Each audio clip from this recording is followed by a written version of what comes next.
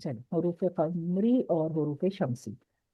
بعض अल्फाज के शुरू में अल आता है, जैसे अलहम्दु अर्रहमान, इसको लाम तारीफ कहते हैं। अरबी में ना ये जो अल होता है ना, इसको लाम तारीफ कहते हैं। लाम यानी तारीफ किया वाला, तारीफ किया जाने वाला लाम, ठीक है। अरबी में इसको लाम तारीफ कहते हैं। अगर अल के बाद शमसी हरूफ आ जाता है, तो शम्स सूरज से है, ठीक है। मैंने आपको कहा था ऐसे याद रखें कि शम्स सूरज से है, तो उसके जो लेटर्स होते हैं उसमें लाम को नहीं पढ़ते। लाम का इदगाम हो जाता है, यानी मर्ज हो जाती है अलिफ की आवाज, लाम को मर्ज करते हुए अगले लफ्ज से मिला देते हैं, ठीक है। नहीं पढ़ा जाता अशम्सु और अजैतून, ठीक है। लाम को नहीं पढ़ा और हमजा को डायरेक्ट जात से मिला दिया, ठीक है। जिन पर लाम नहीं पढ़ा जाता शमसी हुरूफ, बस याद रखने का तरीका क्या है कि उसमें लाम नहीं पढ़ा जाता। शमसी हुरूफ के लफ्ज कौन कौन से हैं? ता, सा, दाल, जाल, गौजा, सीन, शीन, सौदा, तौज़ा, लाम, नून। तो मैंने आपको बताया था कि आपको इस तरह से याद रख लेना है कि जो पेयर्स वाले ज्यादातर इसके अंदर से लफ्ज है वो शमसी हरूफ हैं। दूसरा तरीका याद रखने का ये भी है कि हर शमसी हरूफ पे नॉर्मली आपको तजदीद का निशान जरूर नजर आएगा, तो वो भी आपको थोड़ा सा गाइड कर देता है कि यहाँ लाम स्किप होगा, जाहिर है हमजा को डायरेक्ट उस लेटर के साथ मिलाना है। लेकिन बाज दफा नहीं भी होता, जैसे अल्लाह के नामों में अगर आप बाज दफा देखेंगे तो नहीं लिखा हुआ होता, और बाज दफा लिखा हुआ होता है। तो रूल क्लियर होना जरूरी है कि कहाँ पे हमको लाम को पढ़ना है और कहाँ पे हमको लाम को इदगाम करना है, ठीक है, छोड़ देना है। कमरी हरूफ कौन से हरूफ होते हैं? अगर अल के बाद हरूफ कमरी आ जाएं तो लाम का इदगाम नहीं होगा, ठीक है, यानी लाम पढ़ा जाएगा। जैसे अल कौसर, अब काफ पे कोई तशदीद भी नहीं है, तो जाहिर सी बात है अल आपको साफ नजर आ रहा है, पढ़ना है अल कौरिया पढ़ना है, ठीक है। हरूफ कमरी जिनमें लाम पढ़ा जाता है, ठीक है। अब जो बचे हुए हरूफ हैं शमसी से हटाने के बाद, जाहिर है वो सारे लफ्ज कमरी हरूफ है। अलिफ बा जीम हा खौफ आइन गौइन फा कौफ कैफ मीम वाओ हा और या, ठीक है। तो ये जो बचे हुए बाकी सारे हरूफ हैं वो कमरी हरूफ है। कमरी हरूफ के अंदर आपको अलिफ के जो लाम तारीफ है उसको पढ़ना होता है, और आपको यहाँ पे तजदीद भी नहीं होती, ठीक है। ये दोनों निशानियां होंगी जिससे आप आराम से पहचान सकते हैं।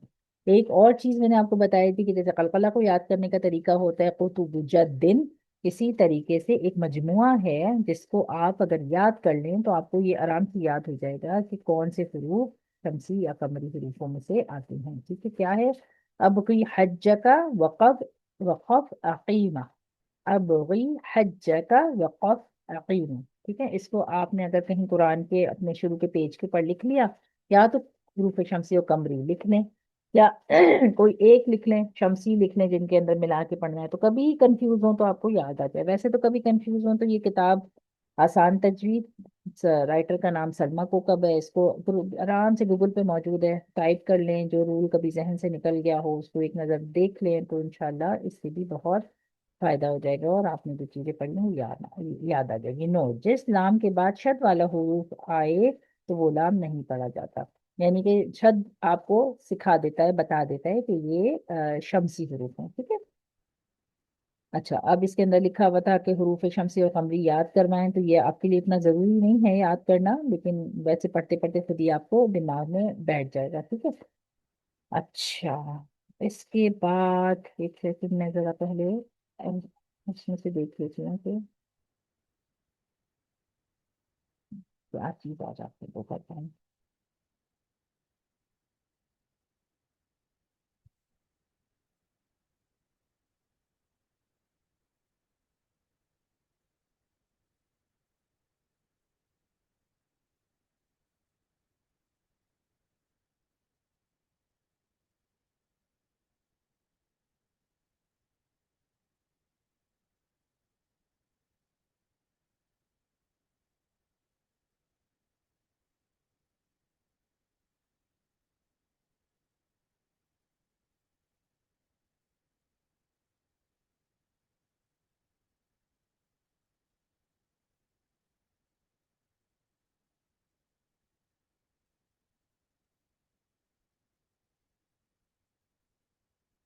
तो हम इसको पढ़ लेते हैं।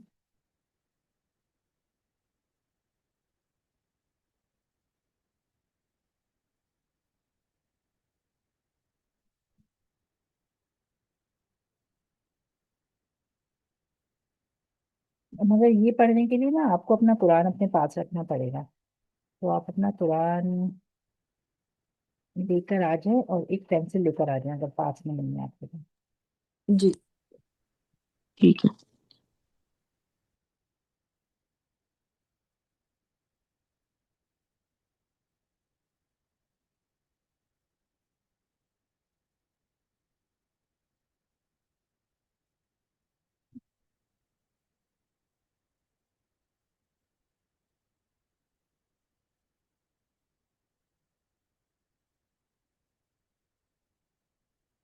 ले आइए तो फिर मुझे बता दीजिए, मैं शुरू करती जी सानू। हूँ।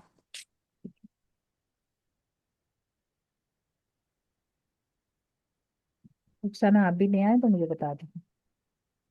जी मैं ला चुकी हूँ, बस पेंसिल ढूंढ रही। अच्छा। पेन है मेरे पास एक्चुअली, हाँ, पेंसिल अपने कुरान पास पे रखिए पेंसिल से ताकि लिखना जो चाह कुरान रही हूँ। की पढ़ रहे हैं ना उसके अंदर फिर इंशाल्लाह कुरान के अंदर निशान लगाने में आपको परेशानी नहीं होगी।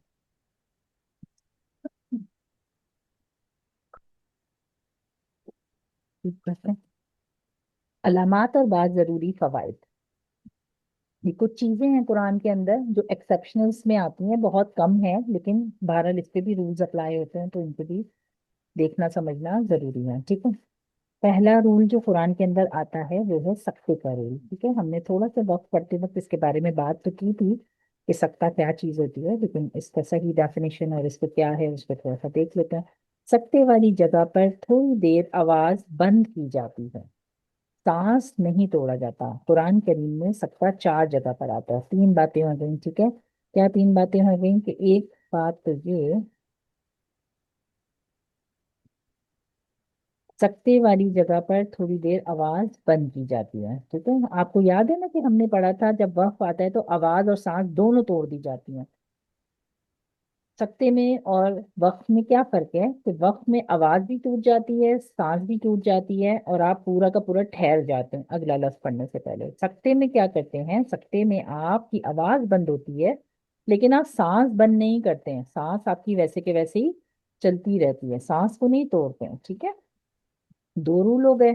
और सख्ता कुरान में सिर्फ 4 जगह पर आता है। ठीक है, तो ये 4 जगह पर आता है लेकिन क्योंकि ये रूल है तो इसको समझना जरूरी है।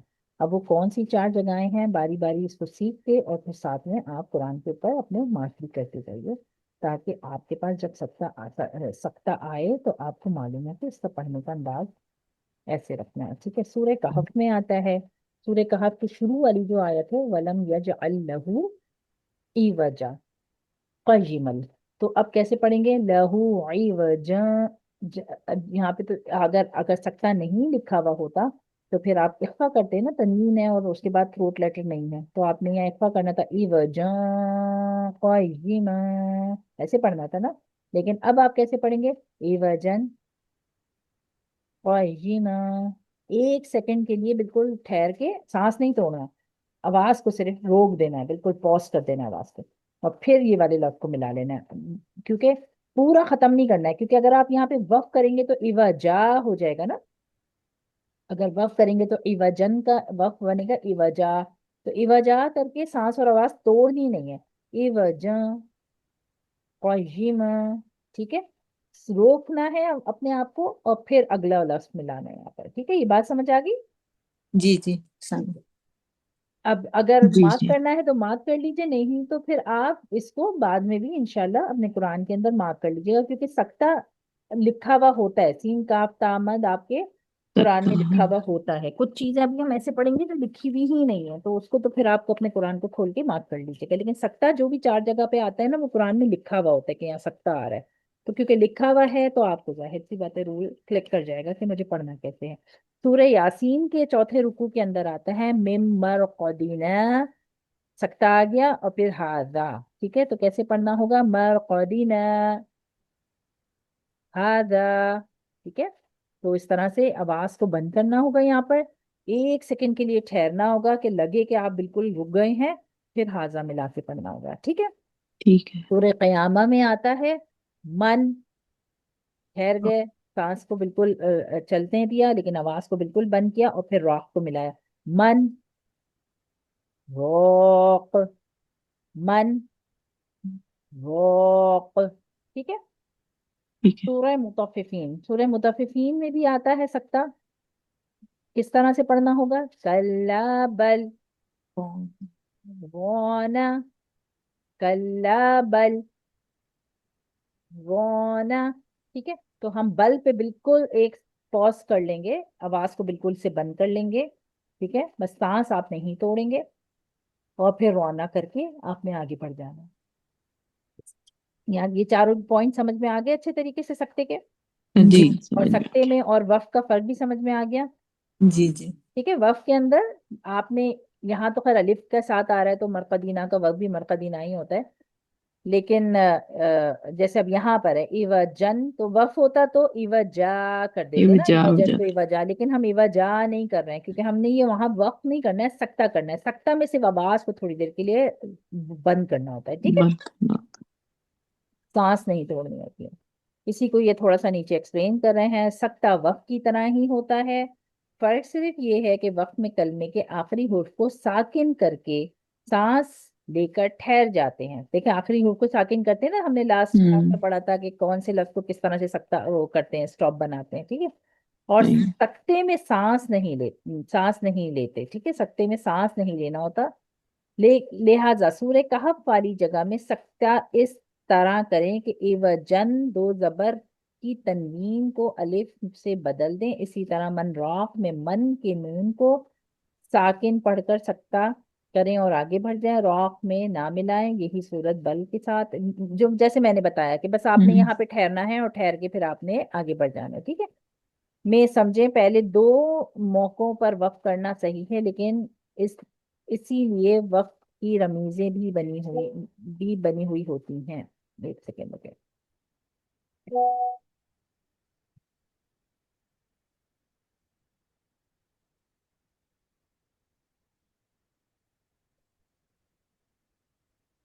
अच्छा, अब इसके अंदर एक और समझने वाली चीज है। एक और समझने वाली चीज ये है कि अगर आपको सकते के साथ वक्फ का रमूज भी नजर आ जाए, यहाँ देखे रमूज, रमूज औकाफ है ना, तो लिखा हुआ है ना, आ रहा है तो लिखा हुआ नजर, जी जी जी है जी ना? तो अब आप यहाँ सकता भी कर सकते हैं और वक्फ भी कर सकते हैं। ठीक है, बात समझ आई? जी जी ठीक है, सक सकता भी कर सकते हैं और मरकदीना करके सकते को स्किप करके, और फिर आप हाजा से दोबारा शुरू भी कर सकते हैं, क्योंकि आपको तो भी दे रहे हैं, तो आपको चॉइस दे रहे हैं कि आप वैसे पढ़ें या वैसे पढ़ें। ठीक है, समझ आ गई ये वाली बात? जी दो दो ये बता रहे हैं कि दो जगहें ऐसी हैं, ठीक है, दो जगहें ऐसी है जहां पर दो मौकों पर वक्फ करना भी सही है, इसलिए कि वहां पे वक्फ की रमीजें बनी हुई हैं। ठीक है, अगर वहां पे वक्फ करना चाहें तो वक्फ कर लें, क्योंकि मुझे ऐसे याद पड़ रहा है सूरह कहफ में ना, यहाँ पर तो नहीं दिखा रहे, हम्म। यहाँ पर तो नहीं दिखा रहे, लेकिन सूरह कहफ में मुझे लगता है कि यहाँ वक्फ का निशान भी है। इवन लगा करके भी आप स्टॉप कर सकते हैं। ठीक है, अगर वफ का निशान हो तो बस सिर्फ याद आपने क्या रखना है कि अगर वफ की निशान नजर आते हैं तो आप वहां पे चाहे तो वफ करें चाहे तो सकता करें। ठीक है, दोनों रूल अप्लाई कर सकते हैं। सकते के साथ पढ़ के निकलना है तो पॉज करके पढ़ के निकल जाए, वफ करना है तो आवाज और सांस दोनों बंद करके ठहर जाए और फिर अगले लफ्ज से शुरू करें। ठीक है, ठीक जी है। साइमा, ये आप जो सूरह कहफ का बता रही हैं, अगर हम आयत ठहराएंगे तो एवा जा पढ़ेंगे, लेकिन अगर हाँ, हम पढ़ें तो फिर सकता करके सांस नहीं सकता तोड़। करके कय्यमन मिला लेंगे, आवाज बंद करेंगे, सांस सांस आवाज को नहीं बंद करेंगे, तोड़ेंगे। सांस नहीं तोड़ेंगे। ए वजह कय्यिमा। ठीक है, थोड़ा सा एक ब्रेक मारेंगे आवाज को अपनी, और फिर कय्यिमन आगे पढ़ के निकल जाएंगे। ठीक है, लेकिन अगर आप तौ का निशान देखें, क्योंकि मुझे ऐसा याद आ रहा है कि मेरे कुरान में शायद तौ का निशान है, क्योंकि मैं इवजन पे कभी सकता नहीं करती हूँ, तो मुझे लग रहा है कि यहाँ पे मेरे कुरान में तौ का निशान है। आप अपने कुरान में सूरह कहफ में या तो चेक कर लें, शुरू की 10 जी आयतों में ही है ये वाली आयत, जी, मेरे पास भी है तो आयत है, उस और पे है तो। ना? तो जिन्होंने कुरान खोला हुआ है वो कुरान में से देख लें, सूरह कहफ बनी इस्राइल के बाद है, 15वां पारा होगा। 15। जी 15वां पारा है साइमा, मेरे पास भी आयत के ऊपर त्वा है, उसके ऊपर सकता है। है ना? हाँ हाँ, जी जी मैं क्योंकि ना अभी ये आयत जब आपको पढ़ा रही थी तो मैं सोच रही थी कि मैं कभी एवा जा करके तो नहीं पढ़ती, مطلب عبادات. میں تو یہاں ایوا جا پڑھ کے ٹھہرتی ہوں، تو جی پھر انہوں نے یہاں پہ تو نہیں دیا ہے، لیکن انہوں نے نیچے ایکسپلینیشن میں لکھ دیا ہے کہ دو جگہیں ایسی ہیں جہاں پہ آپ سکتہ بھی کر سکتے ہیں اور ٹھہر بھی سکتے ہیں، تو وہ دوسری جگہ یہی والی ہے، کیونکہ سورہ قیامہ اور مطففین میں تو یا رکنے کا نہیں ہے کوئی بھی مقام نا، سورہ من راق میں بھی نہیں ہے اور بل رونا میں بھی نہیں ہے، تو یہی جو پہلی دو آیتیں ہیں نا انہی میں ہی ہے۔ جی اس میں سکتا ہے جی، اس میں دو اسٹاپ ہے، بھی ہوگا نا، رموز بھی ہاں ہوگا، اسٹاپ بھی ہے۔ اسٹاپ بھی ہے نا، ہاں ٹھیک ہے۔ تو ٹھیک ہے، یہ بات آپ کو کلیئر ہو گئی کہ یہ جو شروع کی دو آیتیں ہیں سورہ کہف اور سورہ یاسین کی، اس میں سکتہ بھی کر سکتے ہیں اور اس میں آپ وقت بھی بنا سکتے ہیں، ٹھیک ہے۔ اوکے ٹھیک ہے۔ اور باقی کی جو آیتیں دو ہیں سورہ قیامہ اور مطففین میں، اس میں آپ نے سکتہ کا ہی رول اپلائی کر لینا ہے، ٹھیک ہے۔ ٹھیک ہے۔ اب اس کو میں ایک دفعہ اور پڑھ کے بتا دیتی ہوں کیسے پڑھنا ہے۔ من روق، من کہہ کے میں رک گئی، میں نے سانس بالکل ٹھہرا لی اور پھر روق پڑھا، من روق، بل رونا، بل رونا، ٹھیک ہے۔ ٹھیک ہے۔ اور باقی میں تو آپ دونوں پہ سٹاپ کر لیجئے گا کیونکہ سٹاپ کے نشان ہے موجود، ٹھیک ہے۔ کلیئر ہو گیا یہ والا رول اچھے طریقے سے؟ جی الحمدللہ. جی الحمدللہ۔ لام الف لا قاف سل صلا، یہ کسی نے پوچھا تھا، یاد ہے آپ کو؟ کسی نے جب ہم رمزی ہاں جی اوقاف جی پڑھ رہے تھے، آئی تھنک فوزیہ ہاشمی نے پوچھا تھا یا کسی نے پوچھا جی تھا کہ یہ نشان بھی آتے ہیں، ان نشانات پر نہ ٹھہریں، ملا کر پڑھیں۔ اور آئین تو بیسکلی رکوع کا نشان ہوتا ہے، ٹھیک ہے، آئین جہاں پہ لکھا ہوتا ہے رکوع کا۔ اچھا آپ کو یہ انداز پتا ہے کہ آئین کیوں لکھا ہوا ہوتا ہے قرآن کے نہیں، اندر؟ رکو. رکو کہتے ہیں اس کو۔ ہاں رکوع کہتے ہیں، مگر کیوں ہوتا ہے رکوع کا نشان؟ نہیں سمجھ نہیں. اچھا نہیں۔ دیکھیں، جب قرآن نازل ہوا تھا نا، میں نے آپ کو کہا تھا قرآن کی جو تفصیل ہے وہ ہم کبھی پڑھیں گے، قرآن کس طرح سے کتابی شکل میں آیا، کیونکہ نبی صلی اللہ علیہ وسلم کے زمانے میں تو کتابی شکل میں نہیں تھا، ٹھیک ہے۔ پھر میں نے آپ کو ایک مختصر سا بتایا تھا کہ کس طرح کتابی شکل میں آیا تھا، لیکن انشاءاللہ کسی دن اس کی تفصیل بھی پڑھیں گے کس طرح کتابی شکل میں آیا تھا۔ تو جب قرآن، اب مجھے نہیں معلوم، کبھی کوئی اگر آپ لوگ عمرے پہ گئے ہوں تو آپ کا وہ قرآن کا جو مدینہ شریف میں بنا ہوا ہے، مسجد نبوی کے پاس قرآن کا وہ بنا ہوا ہے، کیا کہتے ہیں، عجائب خانہ جو ہوتا ہے نا، وہ بنا ہوا ہے وہاں پر، ہاں اس جی کے جی، اندر سارے نسخے پرانے پرانے پرانے جو گولڈ کے کاغذ پہ لکھے، گولڈ کے، ہاں جی جی ہاتھ سے دیکھا ہے لکھے میں نے۔ ہوئے ہیں، کسی نے پتہ نہیں کن کن شکلوں میں، تو وہ سب وہاں پہ سیو ہوئے ہوئے ہیں، اور انہوں نے وہ لے لے کے پورا ایک ایگزیبیشن بنایا ہے، اس کا ایک جگہ بنائی ہے جس کے اندر ہسٹوریکل، کسی نے ہمیں بتا دیا تھا، آئی تھنک گیٹ 33 تھا یا کچھ ایسا تھا، وہاں پہ وہ گائیڈ بھی ہوتے ہیں جو ساتھ میں ایکسپلین بھی کر رہے ہوتے ہیں۔ اس زمانے میں تو خیر فری آف کاسٹ ہی تھا، اب اگر شاید تھوڑے سے کچھ چارجز رکھ دینا تو نہیں معلوم، لیکن ورتھ ہے وہاں پہ اگر کبھی بھی عمرے پہ جائیں تو، جہاں پہ مردوں کی انٹرنس والا راستہ ہے نا اس طرف میں کہیں گیٹ 33 اچھا، کہیں پڑتا ہے اچھا وہاں اس طرف پر وہ بنا، جانا نہیں ہوا، اب ہم لوگ ہاں عورتوں کے راستے سے جاتے ہاں ادھر بنا ہوا ہے وہ، قرآن کا جو پورا انہوں نے بنایا ہے نا وہ، کیا کہلاتا ہے اس جگہ کو، کیا کہتے ہیں، بہرحال اردو میں تو عجائب خانہ کہتے ہیں نا جس میں ساری چیزیں لا کے رکھتے ہیں، تو اس کا کچھ وہ بنایا ہوا انہوں نے جگہ جہاں پہ وہ قرآن کے نسخے، بڑی بڑی پرانی الماریاں جس کے اندر لوگ رکھا کرتے تھے، وہ پورا بہت اچھا ہے، اور وہ ٹور دیتے ہیں پورا باقاعدہ ایکسپلین کرتے ہیں اور آپ کی لینگویج میں ایکسپلین کرتے ہیں، وہ پہلے پوچھتے ہیں کہ آپ کو کون سی لینگویج میں ایکسپلین کریں، تو زیادہ تر جیسے وہ اردو میں ایکسپلین کر رہے ہوتے ہیں، اگر وہ زیادہ ان کو مل جاتے ہیں اردو والے تو پھر ان کا گروپ الگ کر دیتے ہیں، عربیوں کا الگ کر دیتے ہیں، پھر عربی میں ایکسپلین ہو رہا ہوتا ہے، جو آپ کو گھما رہا ہوتا ہے وہ پورا خود ہی سے پورا ایکسپلین کرتا ہے۔ اس وقت دیکھے گئے تھے میں نے یہ نسخے دیکھے تھے کہ جو ہاتھوں سے لکھے ہوئے قرآن، تو میں غور کر رہی تھی اور وہ بتا بھی رہے تھے کہ اس کے اندر زیر زبر نہیں لگے ہوئے ہوتے تھے، تو دیکھیں نبی صلی اللہ علیہ وسلم کے زمانے میں جو قرآن نازل ہوا تھا نا وہ تو اس پہ صرف زیر کتابی زبر۔ شکل میں تھا ہی نہیں، کہ جی جب اس کو پوری ایک اسٹوری ہے کہ وہ کیوں کتابی شکل میں لایا گیا، لیکن کیونکہ وہ عرب تھے تو ان کو تو زیر زبر پڑھنے کی، جیسے ہم اردو میں زیر زبر لگا کے تو نہیں پڑھتے نا، ہماری کیونکہ لینگویج ہاں ہے تو ہمیں صحیح۔ تو ضرورت ہی نہیں پڑتی کہ ہم اس پہ زیر زبر لگائیں، ہم تو بغیر زیر زبر کے ہی پڑھ لیتے ہیں اردو کو، ہے نا، کیونکہ ہم شروع سے ٹرین اس طرح سے ہوئے ہیں۔ تو ایسے ہی عربی کا معاملہ تھا کہ وہ لوگ ٹرین اس طرح سے ہوئے تھے کہ ان کو زیر زبر کی ضرورت نہیں تھی، وہاں زیر زبر نہیں لگتے تھے، لیکن پھر کیا ہوا کہ جب عرب سے نکلا اسلام اور باہر کے ملکوں میں جانا شروع ہوا جن کی لینگویج عرب نہیں تھی، ان کو تو پڑھنے کے لیے بہت مشکل تھی، تو پھر آہستہ آہستہ یہ انٹروڈیوس کرایا گیا کہ اس پہ زیر زبر ہونے چاہیے تاکہ جو نان عرب لوگ ہیں وہ کوئی اور زبان اسپیک کرتے ہیں، چاہے وہ اردو کرتے ہیں، فرینچ کرتے ہیں، انگلش کرتے ہیں، کچھ بھی کرتے ہیں، وہ کیسے پڑھیں گے؟ پھر عرب تو پڑھ لیں گے لیکن وہ کیسے پڑھیں گے؟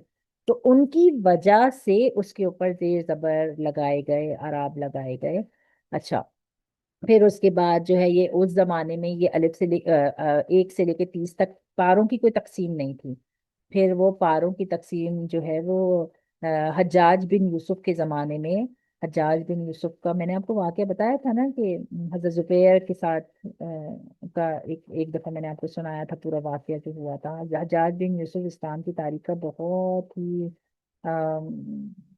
جیسے اچھے ناموں سے اس کو یاد نہیں کیا جاتا، جابر، اور بہت ہی ظالم اور اس طرح کا وہ گزرا ہے۔ ایک چھوٹا سا واقعہ اس کے بارے میں آتا ہے کہ جب وہ گورنر بنایا گیا تھا تو اس نے سارے عالم اور مفتی حضرات بزرگان دین کو جمع کیا، اپنے گھر پہ دعوت کی کہ بھائی میں وہ بن گیا ہوں، گورنر بن گیا ہوں، تو آپ لوگ میرے پاس کھانے کے لیے تشریف لے کر آئیں۔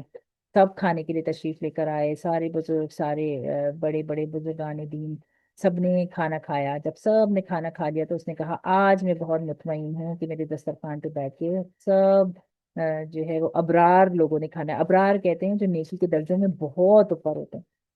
تو وہ کہتا ہے کہ آج میں بہت خوش ہوں کہ ابرار لوگوں نے میرے دسترخوان پہ بیٹھ کے کھانا کھایا ہے، کیونکہ وہ کھانے میں نے حرام لقمے شامل کر دیے تھے، تو اب حرام کے لقمے آپ کے پیٹ میں چلے گئے ہیں۔ تو اب کیونکہ یہ جو ابرار لوگ تھے نا، سارے جو بزرگان دین تھے، یہ کیا کرتے تھے کہ اگر کوئی خراب گورنر آ جاتا تھا تو ہاتھ اٹھا اٹھا کے اللہ سے دعا مانگتے تھے کہ یا اللہ اس کے ہاتھ سے نظام لے لے، اور کوئی عادل گورنر ہمارے پہ بھیج تاکہ وہ صحیح سے نظام کو چلا سکے۔ اور اللہ، ابرار لوگ وہ درجہ ہوتا ہے نیکی کے، اس درجے پہ ہوتے ہیں کہ اللہ ان کی دعائیں ٹالتے نہیں ہیں، اللہ ان کی دعاؤں کو قبول ضرور فرماتے ہیں۔ تو حجاج بن یوسف کو یہ بات پتا تھی کہ اگر ان کو پتا چلے گا کہ میں ایک جابر گورنر ہوں تو وہ مجھے ہٹانے کی دعائیں مانگیں گے اللہ سے، اور اللہ ان کی دعاؤں کو قبول فرمائے گا، اور میرا جو یہ لیڈرشپ کا ٹائم ہے یہ تو چل نہیں سکے گا۔ تو وہ پہلے ہی دن ان کو دعوت پہ بلاتا ہے، کھلاتا ہے، اور باقاعدہ اعلان کرتا ہے کہ آج میں نے تمہیں حرام کے لقمے کھلا دیے تاکہ اب تم اللہ سے میرے لیے دعا مانگتے بھی رہو گے تو اللہ تمہاری دعا کو نہیں قبول کرنے والا ہے۔ تو اس سے اندازہ لگائیں کہ کتنا جابر ہوا کرتا تھا، لیکن کہتے ہیں کہ اس کی ساری خراب چیزوں کے باوجود ایک جو وہ کام کر گیا، اور حجاج بن یوسف کے کھاتے میں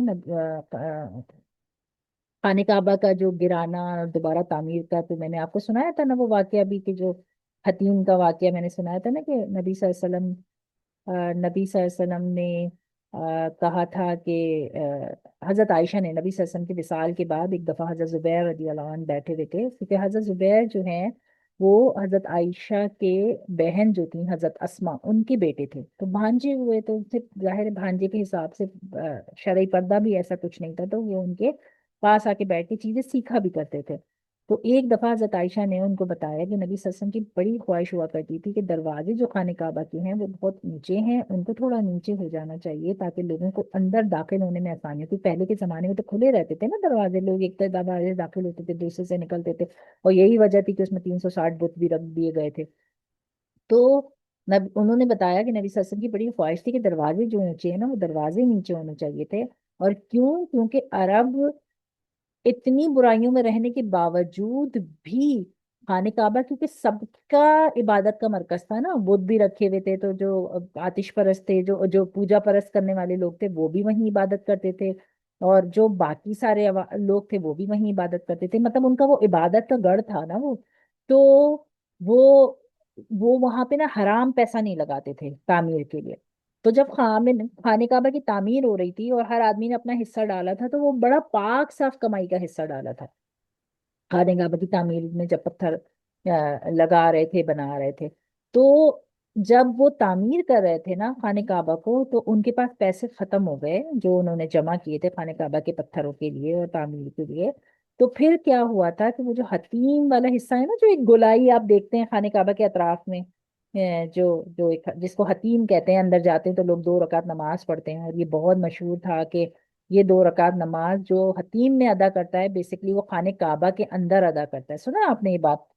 جی جی جی سر بہت تو لوگ اس کے لیے وہ کرتے ہیں، ہاں بہت لڑائی ہم تو جھگڑا جا کر ہی نہیں کے جا سکے۔ کے نماز، ہاں نماز ادا کرنے کے لیے، اور اب تو خیر وہ قرآن دازی، وہ نام اور وہ سب ہوتا ہے نا، لائنیں لگتی ہیں، اور اب جی تو لائن لگا کے لے کے جاتے ہیں، جو پہلے جمع ہو جائے ان کے کچھ ہوتی ہے تعداد کے، اتنے لوگ جائیں گے بس اندر نماز ادا کرے۔ پہلے تو کھلا ہوتا تھا، جس کی مرضی آئے وہ گھسے وہاں پہ 2 رکعت نماز ادا کرے، کیونکہ کہتے ہیں وہاں نماز ادا کرنا خانے کعبہ کے اندر نماز ادا کرنے کے برابر ہے۔ تو ہوا کیا تھا کہ جو پاک پیسوں سے وہ تعمیر کر رہے تھے، وہ پیسے ختم ہو گئے۔ اب جب وہ پیسے ختم ہو گئے تو انہوں نے کیا کیا کہ انہوں نے خانہ کعبہ کو تعمیر کیا، اور خانہ کعبہ کو تعمیر کرنے کے بعد، جیسے اب یہ خانہ کعبہ ہے سپوز، تو انہوں نے اب جیسے خانہ کعبہ کی دیواریں اٹھا دی، خانہ کعبہ بنا دیا۔ اب خانہ کعبہ بنانے کے بعد پیسے ختم ہو گئے، اب اتنے پیسے نہیں تھے کہ یہ پارٹ خانہ کعبہ کا بڑھا کے یہاں پر اس کو خانہ کعبہ کی مطلب اس وال کو یہاں اور یہاں اور بڑھایا جائے، ٹھیک ہے؟ تو انہوں نے اس کو یہاں پہ چھوڑا، اور انہوں نے ایک گولائی بنائی، اور انہوں نے کہا کہ اب جب ہمارے پاس پیسے آئیں گے تو پھر ہم خانہ کعبہ کے اس حصے کو خانہ کعبہ کے اندر شامل کر دیں گے، ٹھیک ہے؟ بات سمجھ آئی؟ جی جی سر لیکن ہوا کیا کہ اور دروازے انہوں نے جو بنائے وہ تھوڑے سے، جب بنا رہے تھے تو تھوڑے سے اونچے بنا دیے تھے، 2 دروازے جیسے جو بنے ہوئے ہیں وہ اونچے بنا دیے تھے۔ تو انہوں نے کہا، حضرت عائشہ نے حضرت زبیر کو بتایا کہ نبی صلی اللہ علیہ وسلم کی بڑی خواہش تھی کہ یہ دونوں دروازے تھوڑے نیچے ہوں، اور یہ جو دونوں دروازے ہیں یہ تھوڑے سے نیچے ہوں، یہ والا دروازہ اور یہ والا دروازہ، اور یہ حتیم کا حصہ جو اس زمانے میں پاک کمائی نہ ہونے کی وجہ سے چھوڑ دیا گیا تھا اور خانہ کعبہ کے اندر اس کو شامل نہیں کیا گیا، میری خواہش ہے کہ یہ 2 دروازوں کو تھوڑا نیچے کر دیا جائے اور یہ والا حصہ توڑ کر خانہ کعبہ کے اندر دوبارہ سے شامل کر دیا جائے۔ یہ بات حضرت زبیر کے ذہن میں رہ گئی، تو حضرت زبیر رضی اللہ عنہ کا جب زمانہ آیا تو حضرت زبیر رضی اللہ عنہ نے کیا کیا کہ کہ خانہ کعبہ کے دونوں دروازوں کو نیچے کروا دیا، نبی صلی اللہ علیہ وسلم کی خواہش کے حساب سے توڑ کے اس کو نیچے کروا دیا دونوں دروازوں کو، اور دیوار کو ایکسٹینڈ کر کے حتیم کا حصہ پورا کا پورا خانہ کعبہ کے اندر لے لیا، ٹھیک ہے؟ اب جب انہوں نے حتیم کا حصہ خانہ کعبہ کے اندر لے لیا تو اس کے بعد آیا زمانہ حجاج بن یوسف کا، ٹھیک ہے؟ حجاج بن یوسف کا زمانہ آیا۔ حجاج بن یوسف نے کیا کیا کہ حجاج بن یوسف نے آ کے یہ کہنا شروع کر دیا کہ بھائی نبی صلی اللہ علیہ وسلم کے زمانے میں جیسا تھا اس کو کیوں اس نے توڑ تاڑ کے چینج کیا، تو اس کو جو ہے اس کو تو ویسے ہی ہونا چاہیے جیسے یہ پہلے تھا۔ تو اب کیا ہوا کہ حالانکہ بھائی انہوں نے تو حضرت عائشہ رضی اللہ عنہ سے سن کے کروایا نا یہ کام، لیکن اس نے یہ کہنا شروع کر دیا حجاج بن یوسف نے کہ نہیں یہ تو ویسے ہی ہونا چاہیے تھا جیسے نبی صلی اللہ علیہ وسلم چھوڑ کے گئے تھے۔ تو اس نے کیا کیا کہ اس کو دوبارہ توڑا، دوبارہ توڑا، اور دوبارہ توڑ کے اس نے کیا کیا کہ دوبارہ سے پورے دروازے اوپر کیے، اور دروازے اوپر کر کے اس نے کیا کیا کہ دروازے جو ہے وہ واپس اوپر کر دیے، اور یہ والا حصہ یہاں سے توڑا، اور توڑ کے یہ والا حصہ واپس چھوٹا کر دیا جتنے سائز کا پہلے تھا، اور دیواروں کو یہاں پہ سرکل بنا کے حتیم کے حصے کو دوبارہ سے الگ کر دیا، جبکہ وہ پارٹ ہے جب بنا رہے تھے، جب حضرت ابراہیم علیہ السلام نے تعمیر کیا ہوگا نا تو وہ ایسا رہا ہوگا پورا، لیکن کیوں کہ پیسہ نہیں ہونے کی وجہ سے اتنا بڑھایا تھا اور اتنا چھوڑ دیا گیا تھا، لیکن اس نے صرف اپنی بات منوانے کے لیے اس نے کہا کہ نہیں یہ یہاں سے توڑو دوبارہ سے، اس کو یہاں ملاؤ اور حتیم کے حصے کو دوبارہ پہلے کی طرح الگ کر دو۔ اس نے تو وہاں کی بنا دیا پھر اس زمانے میں کچھ نہیں ہو سکی ہوگی بات، بہرحال اس کا زمانہ جو ختم ہوا، اس کا اتنا جابر زمانہ تھا کہ جب اس کا زمانہ ختم ہوا تو پھر علماء کے درمیان یہ بات ہوئی کہ بھائی خانہ کعبہ کی جو تعمیر حضرت زبیر نے نبی صلی اللہ علیہ وسلم کی خواہش کے مطابق کی تھی، اب اس کو دوبارہ سے توڑ کے واپس صحیح کر دیا جائے۔ جب علماء کی پوری محفل بیٹھی تو جو جتنے علماء تھے انہوں نے جو مشورہ کر کے جواب بنایا وہ یہ بنایا کہ دیکھو اب جس حال میں بھی خانہ کعبہ اور حتیم ہے اس کو اسی حال میں قیامت تک کے لیے چھوڑ دو، کیونکہ ہر دور میں اگر ایک شخص آئے گا اور وہ یہ کہے گا کہ نبی صلی اللہ علیہ وسلم ایسا چاہتے تھے تو ایسا بنا دیتے ہیں، اور اگلا آئے گا اور وہ آके کہے گا نہیں نہیں نہیں نہیں اس زمانے میں ایسا تھا اس لیے ایسا ہونا چاہیے، تو یہ تو کھیل تماشا ہو جائے گا نا، خانہ کعبہ کو توڑنا جوڑنا توڑنا جوڑنا، یہ تو کھیل تماشا بن جائے گا، اور لوگوں کو اس کی وہ قدر اہمیت منزلت باقی ہی نہیں رہے گی۔ تو اب بہتر یہ ہے کہ زندگی بھر کے لیے قیامت آنے تک کے لیے حجاج بن یوسف نے جو کام کر دیا اسی کام پہ چھوڑ دو، اور پھر اللہ کے حوالے کر دو کہ اللہ اس کو اس کا سوال کریں، ٹھیک ہے؟ لیکن اب اس کو توڑ پھوڑ کرنے کی ضرورت نہیں ہے۔ تو سمجھے حجاج بن یوسف نے جو یہ خانہ کعبہ کا حتیم دوبارہ سے الگ کیا تھا، تو اس وقت سے لے کے آج تک یہ حتیم کا حصہ خانہ کعبہ کا ہی پارٹ ہے، لیکن کیونکہ اس نے الگ کروا دیا تھا اور علماء نے اجازت نہیں دی دوبارہ توڑ کے جوڑنے کی، اس وجہ سے یہ الگ کا الگ ہی رہ گیا۔ لیکن اس کے اندر داخل ہو کے 2 رکعت نماز ادا کرنا بالکل ایسا ہی ہے جیسے آپ نے خانہ کعبہ کے اندر نماز پڑھی ہو، کیونکہ یہ خانہ کعبہ کا ہی پارٹ ہے۔ بات سمجھ آئی؟ جی جی سر۔ اب یہ تو ہو گئی حجاج بن یوسف کی بات، اور اسی حجاج بن یوسف نے حضرت زبیر کو بھی شہید کروایا تھا، اور شہید بھی ایسا کروایا تھا کہ حضرت اسما جو ہے وہ 90 سال کی تھیں، اور 90 سال سے اوپر کی تھیں، اور جب حضرت زبیر رضی اللہ عنہ کو پتہ چلا کہ اس کے لیے فائٹ کے لیے وہ ہو رہا ہے آ رہا ہے، تو حضرت اسما سے جب وہ ملے تو حضرت اسما نے گلے لگایا، اور گلے لگا حضرت اسما کو نظر نہیں آتا تھا، 90 سال سے اوپر کی ان کی عمر تھی، اور ان کو نظر نہیں آتا تھا، ان کی بینائی چلی گئی تھی۔ تو انہوں نے جب گلے لگایا حضرت زبیر رضی اللہ عنہ کو، تو انہوں نے پوچھا کہ تم نے زرہ کیوں پہن لی؟ تو انہوں نے کہا کہ مجھے اس بات کا ڈر ہے کہ اگر میں شہید کر دیا گیا تو پھر میرے جسم کے ساتھ جو ہے وہ یہ بے حرمتی کریں گے، تو اس وجہ سے میں نے ذرا پہنی۔ تو حضرت اسما نے ان کو 90 سال کی عمر ہونے کے باوجود یہ کہا کہ تمہیں اللہ نے اگر کوئی مقام دینا ہے تو اس میں تمہیں ڈرنے کی ضرورت نہیں ہے کہ تمہارے جسم کے ساتھ کیا معاملہ کیا جائے گا، تم بے دریغ ہو کے جا کے مقابلہ کرو۔ اور کہتے ہیں کہ حضرت زبیر رضی اللہ عنہ، یہ بھی پوری سٹوری ہے کہ کیا ہوا تھا، لیکن حضرت زبیر رضی اللہ عنہ کو جب انہوں نے شہید کیا حجاج بن یوسف کے لوگوں نے، اور حجاج بن یوسف نے جب شہید کروایا تو صرف شہید نہیں کروایا، ان کی لاش جو ہے وہ، ان کا جسم جو ہے وہ الٹا کر کے، ان کی پوری کھال اتار کے، اور پھر اس کو چوک کے اوپر لٹکا دیا، اور کہا کہ اب اسما کو جا کے بتاؤ کہ آ کے اپنے بچے کی لاش دیکھے۔ 3 دن تک حضرت اسما نہیں گئیں، ان کو زبردستی گھسیٹ کے لایا گیا، اور مجھے صحیح الفاظ یاد نہیں ہے لیکن غالباً انہوں نے کچھ ایسا ہی کہا تھا کہ اگر پتہ نہیں، یہ تو میرا ایک بیٹا تھا جو شہید ہوا اللہ کے راستے میں، پتہ نہیں کتنے ہوتے تو شہید کرتی، یا کچھ اس طرح کی کوئی ایسے الفاظ اس نے حجاج بن یوسف کو کہے تھے، مجھے غالباً یاد نہیں ہے، کافی دن ہو گیا پڑھے ہوئے، لیکن کہتے ہیں کہ ایسی مائیں اس زمانے میں ہوا کرتی تھیں، اور ایسی اولادیں وہ جنا کرتی تھیں، اور ایسی تربیت کیا کرتی تھیں کہ آج اگر اس طرح کی حضرت اسما جیسی مائیں ہوتی تو اسلام جو ہے وہ بالکل الگ شکل میں ہوتا ابھی۔ لیکن الحمدللہ ابھی بھی بہت ابرار لوگ باقی ہیں، بہت سے دین کی حفاظت کرنے والے لوگ باقی ہیں، جو ساری مصروفیات کے باوجود اپنا وقت نکالتے ہیں، سیکھنے والے بیٹھتے ہیں اس کو سیکھتے ہیں، سکھانے والے سکھاتے ہیں، اپنا اپنا حصہ ڈالتے ہیں، کیونکہ ہمارے ذمے جو ہم نے اپنے ٹیچروں سے جب یہ واقعے سنے تھے نا، تو ہم نے اپنے ٹیچروں سے ساتھ میں یہ بھی سنا تھا کہ دیکھو وقت تو گزر جائے گا، ایک ڈول اللہ نے ہر ایک مسلمان کے ہاتھ میں دی ہوئی ہے، اور وہ ڈول بھرتا جائے اور اپنے حصے کا کام کرتا جائے، اپنا حصہ ڈالتا جائے، وقت بھی گزر جائے گا، زندگی بھی ختم ہو جائے گی، اسلام نے باقی رہنا ہے، آخری وقت میں غالب آنا ہے، لیکن کون سے انسان نے اپنا کتنا حصہ ڈالا یہ میٹر کرتا ہے۔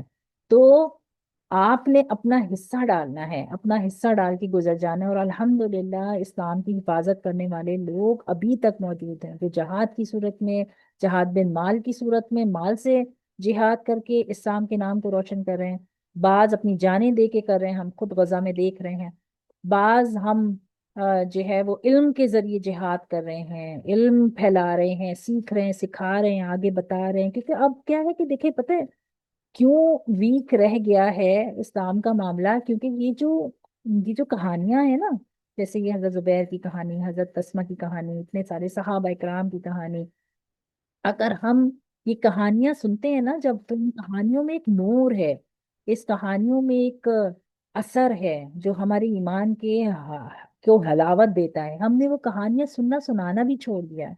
ہم جب پڑھا کرتے تھے نا اس زمانے میں، مجھے یاد ہے کہ ہماری ٹیچر کہتی تھی صحابہ اکرام کی کتابیں ہوتی ہیں، اسٹوریز آف صحابہ کی، یا پھر اس کا نام کیا ہے،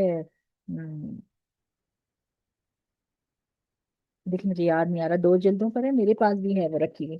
تو وہ کہتی تھیں کہ یہ صحابہ کی کہانیاں، یہ قصے، یہ سب اتنا نور ہے اس کے اندر کہ جب پڑھتے ہیں نا تو انسان اپنی زندگی کو کمپیئر بھی کرتا ہے ساتھ ساتھ، کہ ہم نے کہاں گزاری، وہ کہاں گزارے ہیں. قیامت میں جب ہم کھڑے ہوں گے وہ کس مقام پہ جواب دے رہے ہوں گے، ہم کس مقام پہ جواب دے رہے ہوں گے، کیا زندگی گزار ہے. تو پھر انسان نا سوچنا شروع کرتا ہے، وہاں سے اس کی سوچ شروع ہوتی ہے کہ زندگی میں غلط کیا ہو رہا ہے ہمارے ساتھ، ہم کیا غلطیاں کر رہے ہیں.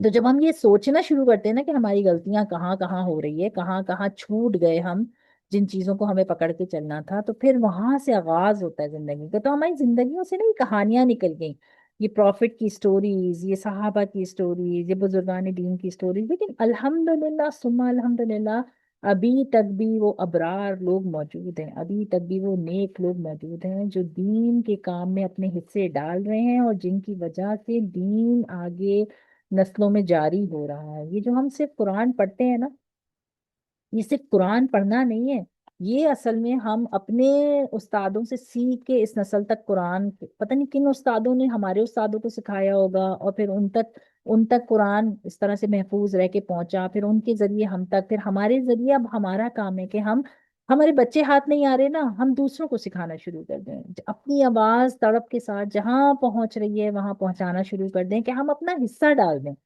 ہم اللہ کو کہنے کے قابل رہیں کہ اللہ ہم نے اپنا حصہ ڈالا ضرور تھا، ہم اتنی غفلت میں نہیں تھے کہ صبح شام صبح شام صبح شام بس صرف دوسرے کاموں میں زندگیاں گزار کے اور بس کھپ گئے اس کے اندر. بالکل ایسے ہی جیسے سورہ کہف کے آخری آیت کے اندر ہم پڑھتے ہیں کہ کیا میں تمہیں بتاؤں کہ خسارے کی زندگی کس کی تھی، جس کی زندگی دنیا سے شروع ہو کے دنیا پہ ہی ختم ہو گئی. تو ہماری ٹیچر جب ہمیں یہ بتا رہی تھی نا، تو مجھے آج بھی یاد آتا ہے کہ وہ ہمیں کہتی تھی کہ کچھ لوگوں کی زندگی ایسی ہوتی ہے جیسے ٹریڈ مل، آپ نے دیکھی نا، ٹریڈ مل کے اوپر آپ کھڑے ہو کے بٹن آن کرتے ہیں اور آپ بھاگنا شروع کرتے ہیں، 1 گھنٹہ بھاگے بھاگے بھاگے بھاگے بھاگے، اس کے بعد جب آپ بٹن آف کرتے ہیں تو آپ کہیں پہنچے ہوتے ہیں، کہیں نہیں پہنچے ہوتے، وہیں کھڑے ہوتے ہیں، حالانکہ آپ کو پسینہ بھی آ گیا، آپ تھک بھی گئے، آپ اتنا بھاگے بھی ہیں، لیکن گھوم گھما کے آپ وہیں کے وہیں ہیں. تو بعض لوگوں کی زندگی قیامت کے دن ان کو پتہ چلے گی کہ بالکل ایسے ہی ہے کہ بس وہ زندگی میں بھاگتے رہے بھاگتے رہے بھاگتے رہے، تھکتے رہے تھکتے رہے تھکتے رہے، لیکن ان کی تھکن ایک ٹریڈ مل پہ بھاگنے جیسی زندگی کی طرح تھی جو کہیں نہیں کسی مقام پہ پہنچے. اور بعض اپنی اس زندگی میں بھی، اس مصروفیت میں بھی ایسے ٹائم نکال رہے ہیں، سیکھ بھی رہے ہیں، سکھا بھی رہے ہیں، اور اللہ کو یاد کر رہے ہیں بیٹھ کر، اور اپنا حصہ ڈال رہے ہیں جو جو دین آگے پہنچانا ہے نا اگلی نسلوں میں، اس میں کہیں نہ کہیں اپنے حصے کو شامل کر رہے ہیں. بات یہ نہیں ہے کہ ہم بیٹھے تو ہمارے آگے کتنے لوگ بیٹھ کے کتنا مجمع ہمارے آگے بیٹھا تھا، دیکھیں یہ سب ریاکاری کی باتیں ہیں کہ ارے واہ ہم بیٹھے تو 10,000 لوگ ہمارے آگے بیٹھے تھے، یا ہمارے آگے 50 اسٹوڈنٹ تھے یا 10 اسٹوڈنٹ تھے. ہم اس لیے نہیں بیٹھتے کہ ہمارے آگے کتنے اسٹوڈنٹ ہیں، ایک نام اور ایک واہ واہ ہو جائے کہ ارے ہم نے پڑھایا تو اتنے لوگ ہمارے آگے بیٹھ کے ہماری بات سن رہے تھے. ہم بیٹھتے کس لیے ہیں؟ وہ ڈول میں سے جو حصہ ڈالنا ہے نا اپنے وقت کا دین کے لیے، بس ہم وہ حصہ ڈال رہے ہیں جمع ہو کے بیٹھ کر. اور اس بات سے کوئی فرق نہیں پڑتا کہ آپ کے آگے 2 لوگ بیٹھے ہیں، 1 لوگ بیٹھا ہے، یا 10 لوگ بیٹھے ہیں، یا 50 لوگ بیٹھے ہیں. کیوں؟ کیونکہ آپ اپنا وقت لگا رہے ہیں، اس ڈول والا حصہ اللہ کے راستے میں ڈال رہے ہیں، اور قیامت کے دن وہ وقت جو آپ نے لگایا تھا نا، وہ وقت کی قبولیت ہے. کتنے لوگ بیٹھ کے اس کو سن رہے تھے. ہاں یہ اچھی بات ہے کہ اگر کسی نے سنا اور ایک جملہ بھی ان کے عمل میں آ گیا آپ کے کہنے کی وجہ سے، تو نور نور آپ کے لیے صدقہ جاریہ بن گیا. لیکن اگر کوئی ایک بندہ بھی اخلاص کے ساتھ بیٹھ کے سن رہا ہے نا، یہ آپ کی بہت بڑی کامیابی ہے کہ آپ نے اپنا وقت اللہ کے راستے میں بیٹھ کے لگایا، اور کسی ایک نے بھی اگر اس کو اخلاص کے ساتھ بیٹھا اور سنا تو آپ نے اپنا کام کر دیا، آپ نے وہ ڈول والا حصہ ڈال دیا. یا آپ کوئی سکھا رہا ہے، سنا رہا ہے، سمجھا رہا ہے، اور آپ اخلاص کے ساتھ بیٹھ گئے، صرف اللہ کی محبت اور رضا کے لیے بیٹھ گئے کہ یا اللہ مجھے آپ سے محبت ہے، قیامت کے دن میں نہیں چاہتا کہ مجھ سے سوال ہو، میں اپنا حصہ تو ڈالنا چاہ رہی ہوں، مجھے کوئی راستہ ہی نہیں سمجھ میں آ رہا. تو تو میں بس بیٹھ گئی، اب آپ میرے لیے راستے آسان کرتے ہیں، تو آپ کے لیے حجت بن گئی نا، آپ قیامت میں اللہ سے کہہ سکتی ہیں کہ اللہ میں نے پوری کوشش کی، میں نے وقت نکالا، میں بیٹھ گئی، میں بیٹھ گئی، میں نے اپنا وقت بڑی محبت کے ساتھ اللہ کے راستے میں لگایا۔ تو وہ جو ڈول والا ایک کام ہے نا، جو سب اپنے اپنے طور پہ کر رہے ہیں، دیکھیں اتنا آپ نے سنا ہوگا لوگ اسکالرس جو جو ڈفرینٹ ڈفرینٹ مکاتب فکر کے ہیں نا، جو ذرا لڑائی جھگڑا اکسانا چاہتے ہیں، اپنی واہ واہ کرانے کے لیے دوسرے کو نیچے دکھانا چاہ رہے ہوتے ہیں، وہ ان کی کبھی اگر آپ باتیں سنیں، یا عام لوگ جن کو دین کا کچھ پتہ نہیں ہوتا، سب سے فیوریٹ ٹاپک ان کا دین ہوتا ہے، کہیں پہ بھی بیٹھیں گے دین کی بات نکال کے، اس مولوی کو غصہ، اس کے بارے میں یہ، ارے وہ تو بولتے ہی نہیں، ارے ان کا تو فتویٰ اس بارے میں آئے نہیں، ارے ان کا تو فتویٰ۔ آپ کو نہیں معلوم وہ اپنے جگہ بیٹھ کر اپنا کیا حصہ ڈال رہے ہیں، وہ آگے کی جنریشنز کو کس طرح سے تیار کر رہے ہیں، ہر جگہ لڑائی جھگڑے کے لیے گھس جانا، ہر جگہ اپنے فتوے دے دینا، اس کو صحیح اس کو غلط کہہ دینا۔ اللہ نے دین اس لیے نہیں بنایا، بہت سارے کام ہیں جو کرنے والے ہیں اور وہ خاموشی سے کر رہے ہیں، کرٹیسائز کرنے والے کرٹیسائز کر رہے ہیں، جو اس کے اندر جو اس کے اندر کنٹروورشل بناتے جا رہے ہیں چیزوں کو، وہ کنٹروورشل بناتے جا رہے ہیں۔ آپ دیکھیں کتنے آپ کے فرینڈ سرکل میں بھی ہوں گے، عید کے چاند کے اوپر ہی لڑائیاں ہو رہی ہیں، فلاں کا چاند اس دن نہیں نکلا، ہم اس دن عید نہیں کر رہے، ہم اس دن عید نہیں کر رہے۔ بھائی ایک سنت طریقہ ہے عید چاند کے حساب سے کرنی ہے، اپنے آپ کو اس پہ لے آؤ نا، اس مسجد کو فالو کرتے ہیں، اس مسجد کو، اللہ نے مسجد فالو کرنے کے لیے تھوڑی بولا، اللہ نے تو سنت فالو کرنے کا کہا، قرآن فالو کرنے کا کہا۔ آپ اپنی آسانیوں کے لیے اپنے گھر کی قریب کی مسجدوں سے جوڑو گے، اب مسجدوں سے جوڑنے کے بعد مسجد کے اناؤنسمنٹ کے اوپر سنت کو چھوڑ کے مسجد کو فالو کر کے عید کر لینا، آپ بتائیں کیسے سینس میک کر رہا ہے؟ اور پھر اس کے اوپر حجت، اور یہ مجمع بڑھتے بڑھتے بڑھتے بڑھتے بڑھتے بڑھتے 90% سے اوپر چلا گیا، تو اب وہ بڑی گنتی کے لوگ رہ گئے ہیں جو چاند دیکھ کر عید کر رہے ہیں، اور اب وہ 90% لوگوں سے کیسے لڑیں گے؟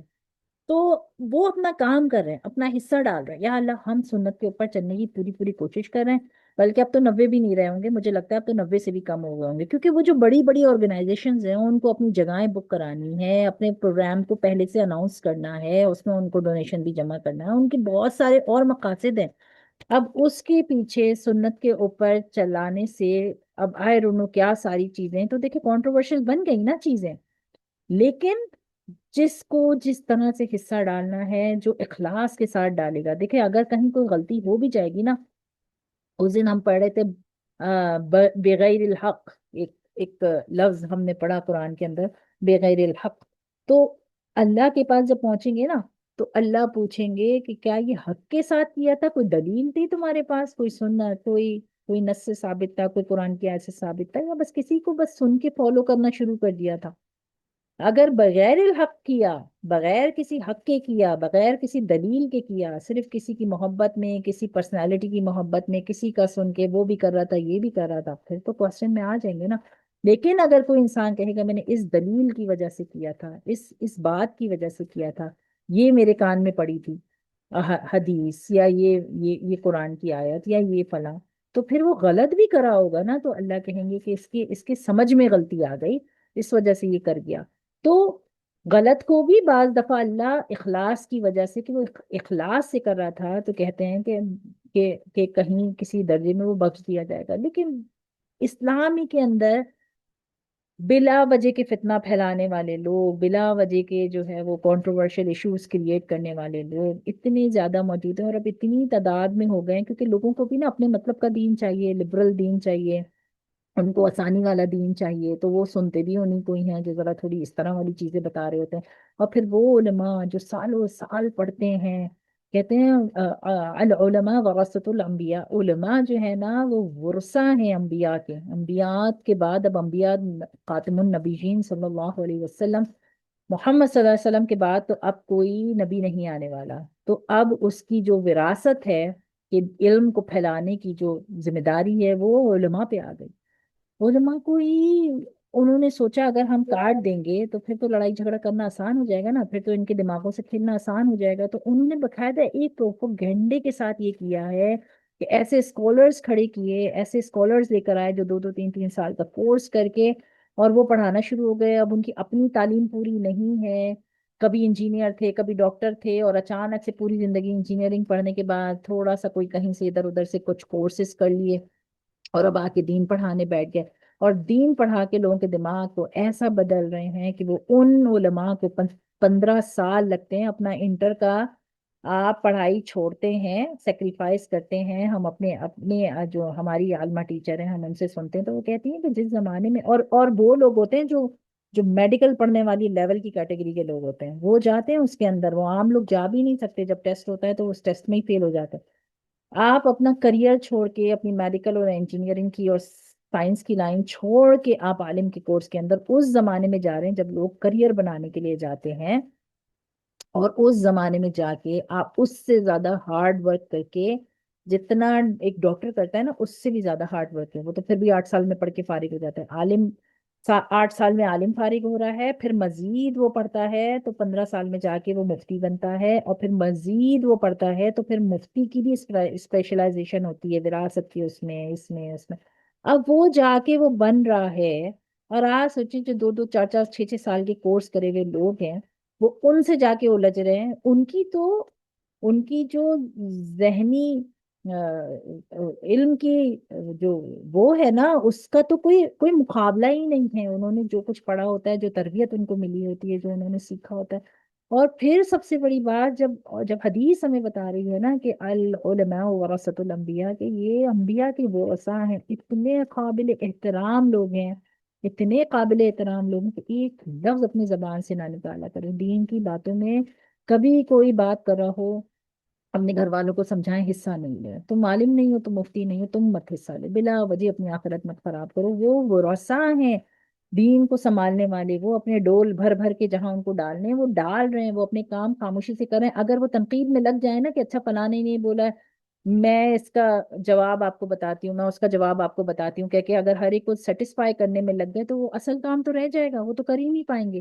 تو وہ اپنے فوکسڈ ہیں اپنے کام کے اندر، وہ اپنے تیار کر رہے ہیں اپنے اپنے مدارس میں جو ان کو تیار کرنے ہیں لوگ، اور علم کا جو دین انہوں نے آگے نسلوں میں جاری و ساری، ان کی فکر نسلوں کی ہے، ان کی فکر ان کی نہیں ہے کہ جو آج کل کے لوگ آ کے کھڑے ہو کے کچھ کہہ رہے ہیں تو ہم ان کو بھی جواب دے دیں، ان کو بھی جواب دے دیں۔ ان کو پتا ہے کہ وہ کیا کام کر رہے ہیں، لیکن بلا وجہ میں یہ فتنہ کریٹ کر کے انہوں نے اصل میں پورا ایک پروپیگنڈا بنایا کہ ان کی زندگیوں سے عالم کو، مفتیوں کو نکال دو تو یہ خود ہی آپس میں الجھ کے ختم ہو جائیں گے، اور وہی پروپیگنڈا انہوں نے اختیار کیا، اسی بہاف پہ انہوں نے علماء کی طرف سے دل کو خراب کیا، اور خراب کر کے انہوں نے یہ سارا فتنہ جو ہے وہ پھیلا دیا۔ تو اب ہمیں اپنی آنکھیں نا بہت شعور سے گزارنی ہے، بڑی کھلی رکھنی ہے، ہمیں اس مجمع کو نہیں دیکھنا کہ ان کے پاس کتنا مجمع بیٹھتا ہے، ہمیں اخلاص کو دیکھنا ہے۔ ہمیں نہیں معلوم ہم کسی آن لائن اسپیکر کو سن رہے ہیں اس کا اخلاص کیا ہے، وہ اس کے ساتھ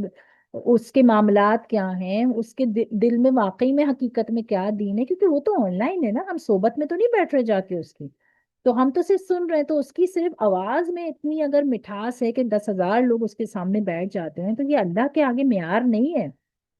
اور ویسے بھی کہتے ہیں جو حق پہ چلنے والے ہوں گے تو بہت تھوڑے سے ہوں گے، کیونکہ لوگ نہیں جوڑنا چاہتے، لوگ اتنے ڈیٹیلز میں جانا نہیں چاہتے، اتنا سننا پڑھنے کا ٹائم ہی نہیں ہے کسی کے پاس بھی۔ تو ہم اپنی آنکھیں ضرور شعور کے ساتھ کھلی رکھیں، جب بیٹھیں اہتمام کے ساتھ بیٹھیں، دعا کر کے بیٹھیں گے اللہ میرے اندر وہ اخلاص دے، وہ محبت دے، وہ سکون دے جو دین سیکھنے سے کہتے ہیں نا کہ اللہ بذکر اللہ تطمئن القلوب، اللہ نے اپنی یاد میں دلوں کا سکون رکھا ہے۔ آپ سکون تلاش کرتے رہیں گھومنے کی جگہوں میں، ادھر میں ادھر میں، آپ نے کبھی یہ بات غور کی ہے کہ اگر دل اندر سے اداس ہو تو کوئی اچھی سے اچھی جگہ بھی آپ چلے جائیں گے تو دل نہیں لگتا، اور اگر دل اندر سے خوش ہے نا، 4 دوست آ جائیں اور آپ چائے لے کے بیٹھ جائیں تو آپ کو اتنا مزہ آ جائے گا جیسے پتہ نہیں آپ نے کوئی جنت کے مزے کر لیے ہیں۔ سارا معاملہ دل سے چلتا ہے، سارا معاملہ۔ اپنے دل کو صاف ستھرا رکھیں، اتنا صاف رکھیں کہ جب اللہ کے سامنے پیش کریں نا تو اللہ کے اس میں کوئی چھل نہیں ہے، اس میں کسی کے لیے کوئی زبان سے کوئی پیچھے کوئی غیبت برائی کچھ نہیں، اور اپنا حصہ ڈالتے رہے، اپنا حصہ دین کے کاموں میں، علم کے ذریعے سیکھ کر، سکھا کر، پھیلا کر کہیں نہ کہیں، کیونکہ دیکھیں جب سنتے سنتے سنتے جاتے ہیں نا تو تو وہ نا آپ کی مزاج کا حصہ بن جاتا ہے، پھر جب آپ کسی سے بھی بیٹھتے ہیں بات کرتے ہیں نا آپ کو وہ باتیں یاد آتی ہیں، جیسے اب میں آپ کو بتا رہی ہوں میں نے اپنی ٹیچر سے یہ سنا، اس زمانے میں یہ سنا، یہ سالوں سال پہلے کے وہ الفاظ ہیں، تو آج بھی بیٹھتے ہیں تو ایسے ایسے یاد آ جاتے ہیں۔ تو پھر اپنے آپ کو نا ایسا بنائیں کہ جب آپ بیٹھیں لوگوں میں ملنے جلنے والوں میں تو آپ وہی باتیں وہ ریپیٹ کرنے سے کیا ہوگا، آپ کا حصہ ڈل جائے گا. ان کو اچھی لگے نہیں لگے، ان کو سمجھ میں آئے نہیں آئے، لیکن جن کو بھی سمجھ آ رہی ہیں ان کو سنا دیں اور اپنا حصہ ڈالتے چلے جائیں. تو اللہ ہم سب کو نا اس طرح سے جوڑے رکھے، اس طرح سے جوڑے رکھے. یہ بڑی ضروری چیزیں ہیں. تو خیر وہ دوبارہ گھوم کے اپنے ٹاپک پہ واپس آتے ہیں کہ جو عین کے نشان سے ہم بات کر رہے تھے کہ حجاج بن یوسف نے یہ جو آیت کے نشان ہیں جو قرآن میں آپ دیکھتے ہیں، یہ جو طا جیم کے نشان ہیں، یہ سب حجاج بن یوسف کے لگائے ہوئے ہیں. یعنی اتنی ساری جو اس نے جابرانہ کام کیے ہیں، اس میں ایک کام اس کا یہ بھی ہے کہ 1 سے 30 تک سپارے بنائے تاکہ لوگوں کو اگر پڑھنا ہو تو ان کو آسانی ہو جائے کہ پہلا سپارہ، دوسرا سپارہ، تیسرا سپارہ. پہلے پاروں کی کوئی ایسے نمبرنگ نہیں تھی. پھر پاروں کے اندر کوئی نشان آیت کے نہیں لگے ہوئے تھے، یا اس طرح سے آیت کے نشان یہ سب نہیں، اور رموز اوقاف نہیں تھے وہ اس نے لگائے، زیر زبر نہیں تھے وہ اس نے لگوائے اس کے اندر. پھر آگے جا کے اس پہ یہ بھی کام ہوا کہ صرف رکوع کے نشان ہوتے تھے. رکوع سے پتہ چلتا تھا اور منزلوں سے پتہ چلتا تھا. قرآن میں نا منزلیں ہوتی ہیں، 7 منزلیں ہوتی ہیں. جب قرآن شروع کریں گے تو انشاءاللہ سمجھاؤں گی. آپ نے اگر کوئی کلرڈ قرآن دیکھے ہو نا تو 7 کلر نظر آتے ہیں اگر آپ بند کتاب رکھے تو. بعض دفعہ بعض لوگوں کے قرآن کے اندر 7 رنگ نظر آتے ہیں. وہ 7 رنگ جو ہے نا وہ 7 منزلیں ہیں. اور وہ کیوں ہیں کہ جنہوں نے حفظ کیا ہوا ہے یا جن کو قرآن پڑھنے کا بہت زیادہ شوق ہے تو ایک ہفتے میں قرآن کو ختم کر لیتے ہیں. تو وہ ایک دن میں ایک منزل پڑھتے ہیں تو وہ ایک رنگ کی ہوتی ہے. پھر دوسرے دن دوسری منزل، تیسرے دن تیسری منزل. تو قرآن نہ صرف منزلوں کی شکل میں تھا کیونکہ وہ تلاوت کرتے تھے تو منزلوں کی شکل میں کرتے تھے، اور ان کے پاس وقت میں برکت بھی بہت ہوتی تھی. منزلوں کی شکل میں تلاوت کیا کرتے تھے. لیکن پھر یہ ہوا کہ جب نشان آیتوں کے رکوع کے لگے، پاروں میں ڈیوائڈ کیا گیا کہ لوگوں کو اگر پڑھنا ہے، کم پڑھنا ہے تو ان کے لیے آسانی ہے. پھر رکوع کے نشان لگائے گئے. اچھا رکوع کے نشان کس حساب سے لگائے گئے کہ یہ جو رکوع ہوتا ہے نا یہ ایک ٹاپک ہوتا ہے. لیٹ سپوز اگر حضرت ابراہیم علیہ السلام کی بات چل رہی ہے تو رکوع جہاں شروع ہوتا ہے وہاں سے شروع ہوتی ہے، اور رکوع جہاں ختم ہوتا ہے نا وہاں پہ وہ ٹاپک ختم ہو جاتا ہے. ٹھیک ہے، چیپٹر سمجھ لیں یا کہانی سمجھ لیں کہ وہ کہانی جو چل رہی ہوتی ہے وہ وہاں جا کے ختم ہو جاتی ہے. تو وہاں ایک رکوع کا نشان لگا دیا گیا ہے تاکہ سمجھ میں. آپ نے دیکھا ہوگا کوئی رکوع بڑے ہوتے ہیں کوئی رکوع چھوٹے ہوتے ہیں قرآن کے اندر، کیونکہ مین میڈ ہے نا رکوع، انسانوں نے لگائے. تو انہوں نے بڑا اس پہ غور و فکر کر کے لگائے کہ ایک واقعہ جو چل رہا ہے وہ رکوع پہ جا کے جب ختم ہوتا ہے تو دوسرے رکوع سے پھر دوسری بات شروع ہوتی ہے. بعض دفعہ کوئی رکوع تین تین اس تک بھی جاتے ہیں، تین تین تین تین رکوع، چار چار رکوع تک بھی کوئی کہانی جاری ہوتی ہے، لیکن اس کے چینجز آ رہے ہوتے ہیں اس کہانی کے اندر. تو یہ رکوع جو ہے وہ ہمیں یہ بتاتا ہے کہ یہاں پر یہ چینجز وغیرہ جو کہانی جو ہے وہ ٹویسٹ ہو رہی ہے، بات چینج ہو رہی ہے، ٹاپک چینج ہو رہا ہے. ٹاپک کہانی بھی نہیں، ٹاپک چینج ہو رہا ہے. تو وہ ٹاپک کو بتاتا ہے. ٹھیک ہے، یہ بات سمجھ میں آ گئی کہ رکوع کا نشان ٹاپک کو بتاتا ہے. جی. اچھا اب لام الف قاف صاد لام اور صاد لام یا ان نشانات پر نہ ٹھہریں، ملا کر پڑھیں. ٹھیک ہے، اور آئین تو رکوع کے لیے ہوتا ہے. ٹھیک ہے، آئین کا تو وقف سے کوئی تعلق نہیں ہے، آئین صرف رکوع کے لیے ہوتا ہے، اور وہ ہمیں بتاتا ہے کہ یہاں یہ ٹاپک ختم ہو گیا اب اگلا ٹاپک شروع ہو رہا ہے. ٹھیک ہے. وقف النبی کس کس جگہ پر یہ بھی لکھا ہوا نظر آتا ہے قرآن کے اندر. وقف النبی جس لفظ پر یہ وقف ہو وہاں ٹھہرنا سنت ہے. وقف النبی اس لیے لکھ دیتے ہیں کہ وہاں ٹھہرنا سنت ہے. ٹھیک ہے، یہ رموز اوقاف میں سے نہیں ہے لیکن سنت طریقہ ہے کہ اگر وہاں ٹھہر جائیں. ربع قرآن کا چوتھائی پارہ جہاں 1/4 ختم ہوتا ہے قرآن کا، وہاں پہ آپ کو الربوع لکھا ہوا نظر آتا ہے، جس سے آپ کو پتہ چل جاتا ہے کہ یہاں پر قرآن کا پاؤ ہو گیا. یہ ہمارے زمانے میں تو الحمدللہ ہم لوگوں کا بہت اسٹرانگ ہے، ہمیں پتہ ہوتا ہے. آج کل کے بچوں کو نہیں جی پتہ ہوتا. جی آج کل کے بچوں کو ربع، ربع، نس کچھ بھی نہیں پتا ہوتا. تو یہ اس لیے سمجھا دیا گیا ہے یہاں پر کہ جب آپ پڑھائیں کسی کو یا پڑھانے کا موقع ملے تو ان کو بتائیں کہ یہاں ربع لکھا ہوتا ہے تو یہ ربع ہو جاتا ہے، پاؤ پارا ہو جاتا ہے. یہاں پہ النفس لکھا ہوا ہے تو اس کا مطلب یہ آدھا پارا ختم ہو گیا. ثلاثہ لکھا ہوا ہے تو اس کا مطلب ہے کہ 4 حصے میں سے آپ نے کتنے حصے ختم کر لیے؟ 3 حصے ختم کر لیے. 4 حصوں میں قرآن ہوتا ہے، ایک پارا 4 حصے کا ہوتا ہے تو آپ نے اس میں سے 3 حصے پڑھ لیے. تو یہ الثلاثہ جو ہے وہ آپ کے 3 حصوں کو بتاتا ہے. الحمدللہ ہماری یہ چیزیں پھر بھی بچپن کی وجہ سے جی اللہ کا شکر ہے الحمدللہ کہ اسٹرانگ ہے. ٹھیک ہے. سجدہ جو ہوتا ہے یہ آیت کے ختم پر لکھا ہوتا ہے، اس آیت کو پڑھنے اور سننے سے سجدہ واجب ہو جاتا ہے۔ دیکھیں پڑھنے والے پہ بھی سجدہ واجب ہو جاتا ہے اور سننے والے پہ بھی واجب ہو جاتا ہے۔ اب اس کی ایک چھوٹی سی تفصیل ہے جس کو ذہن میں رکھیں، اور اس کی تفصیل یہ ہے کہ یہ جو سجدہ ہوتا ہے نا، یہ سجدہ جب ہم ادا کرتے ہیں تو اگر آپ کوئی آیت یاد کر رہے ہیں، ٹھیک ہے، اور آپ ایک جگہ پہ بیٹھے ہوئے ہیں، اس آیت کو آپ نے 7 دفعہ پڑھا لیٹ سپوز، تو پھر آپ 7 سجدے نہیں کریں گے، آپ ایک ہی سجدہ کریں گے کیونکہ آپ نے جگہ کو چینج نہیں کیا، ٹھیک ہے۔ سجدے کا تعلق جگہ سے ہوتا ہے کہ آپ نے جگہ کو چینج نہیں کیا۔ اگر آپ نے ایک آیت، وہی آیت ایک جگہ بیٹھ کے پڑھی، پھر دوسری جگہ بیٹھ کے پڑھی، پھر تیسری جگہ بیٹھ کے پڑھی، تو جتنی جگہیں آپ چینج کر رہے ہیں نا اتنی دفعہ آپ کو سجدہ کرنا پڑے گا۔ تو آیت، یہ سجدے کی آیت کو پڑھتے وقت اس بات کا دھیان رکھیں۔ 1 سیکنڈ ذرا مجھے دیجیے گا، کوئی دروازہ ہے۔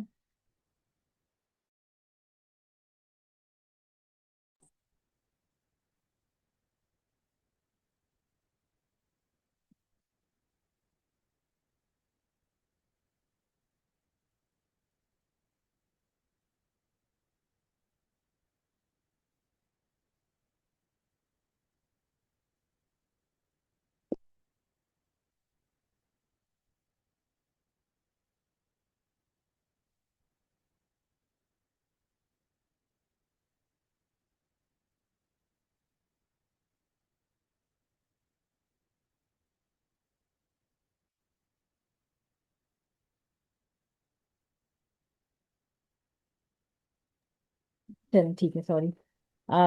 یہ جو ہے نا سجدے کے اندر اگر آپ جگہ کو چینج کرتے ہیں نا جب، تو جگہ کو چینج کرتے وقت یہ دھیان رکھا کریں کہ وہ سجدے کی آیت نہ ہو۔ اگر سجدے کی آیت ہوگی تو کتنی دفعہ کوئی کوئی پڑھ رہا ہے، آپ اس کا قرآن وہ اپنا یاد کر رہا ہے یا پڑھ رہا ہے، یا آپ اگر پڑھ رہے ہیں، تو ایک جگہ پر اگر آپ نے ایک سجدہ سنا، مطلب ایک لائن کو تلاوت کیا، تو اب آپ پہ سجدہ واجب ہو گیا، ٹھیک ہے۔ اور اگر وہی آیت کو آپ نے دوبارہ پڑھ لیا، جیسے ہوتا ہے نا بعض دفعہ کوئی بات کرنے لگ گیا، آپ نے اس سے بات کا جواب دیا اور پھر آپ نے اس آیت کو دوبارہ پڑھ لیا، تو یہ دیکھنا ضروری ہے کہ آپ نے جگہ چینج تو نہیں کی تھی۔ اگر آپ نے جگہ چینج کی ہے 2 دفعہ تو 2 سجدے کریں گے اسی آیت کے اوپر۔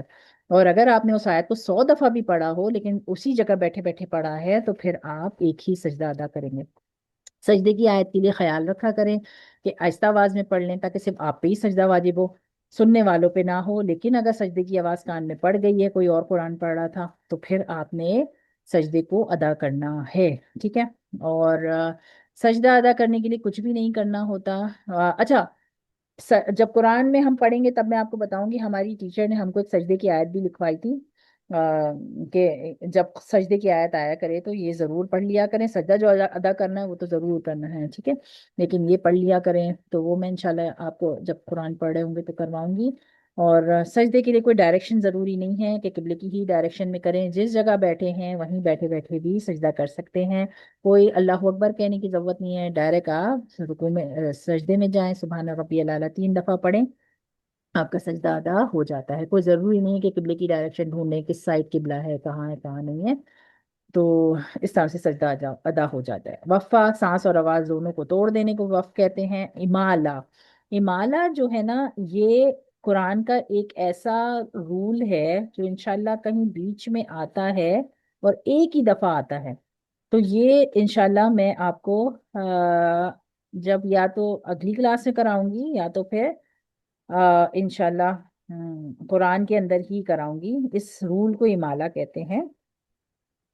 باقی ہاں، یہاں سے پھر ہم جو ہے وہ اگلی کلاس میں پڑھتے ہیں انشاءاللہ، ٹھیک ہے، یہاں سے ہم اگلی کلاس میں پڑھیں گے انشاءاللہ۔ کیونکہ امالہ بھی اور پھر اس کے آگے کی کچھ چیزیں ہیں جو ذرا تھوڑی اور سمجھنے والی ہیں اور قرآن میں نشان لگانے والی ہیں۔ میں اس لیے قرآن منگوایا تھا آپ سے کہ یہ سب چیزیں قرآن میں نشان لگانے والی ہیں، کہاں پہ سین پڑھ، سواد لکھا ہوا ہوتا ہے لیکن سین پڑھنا ہوتا ہے، تو یہ سب تھوڑا سا 3 4 چیزیں تھیں جو قرآن میں نشان لگانے والی تھیں۔ تو یہ انشاءاللہ منڈے کو جب آپ انشاءاللہ جب کلاس کریں گے تو اس کے اندر یہاں سے کنٹینیو کریں گے۔ بس مجھے یاد دلا دیجیے گا کہ ہمیں یہاں سے کنٹینیو کرنا ہے، ٹھیک ہے، جی جی، یہاں سے کنٹینیو کرنا ہے امالہ سے، ٹھیک ہے۔ ایمان جی سے۔ السلام علیکم۔ وعلیکم السلام ورحمۃ اللہ۔ جی میں نے یہ پوچھنا تھا کہ بعض دفعہ جس طرح بچپن میں بھی ہم لوگ قرآن پاک پڑھتے تھے، سجدے کے حوالے سے میں بات کر رہی ہوں جی کہ مثلاً کہیں قرآن پڑھ رہے ہیں تو یہ کہہ دیا کہ بعد میں سجدہ کرتے ہیں نا، जल्दी में या कुछ अगर मसलन भूल गए देखिए सजदा वैसे भी करना। ना, वैसे भी फजर के बाद सजदा नहीं कर सकते। नॉर्मली तिलावत फजर के बाद की जा रही होती है, ठीक है। फजर से लेके और इशराक का जो टाइम है उसमें सजदा हम नहीं कर सकते। असर से मगरिब के दरमियान हम सजदा नहीं कर सकते, ठीक है। तो जी अगर उस बीच में जो तिलावत की जा रही है, जाहिर है फिर वो मौकूफ करके ही करेंगे ना, मतलब बाद में ही उसका सजदा अदा करेंगे। लाइक अगर आप असर से मगरिब की तिलावत कर रहे हैं और उस बीच में अगर सजदा आया है, तो फिर आप रुक के ठहर के बाद में अदा करेंगे। बेहतर तो यही होता है कि जब आप तिलावत कर रहे हैं थोड़ी देर कुरान, क्योंकि जहन से भी निकल जाता है, आपको पता है बाज दफा सजदे जहन से निकल जाते हैं कि अरे सजदे की आयत आई थी और हमें सजदा करना है।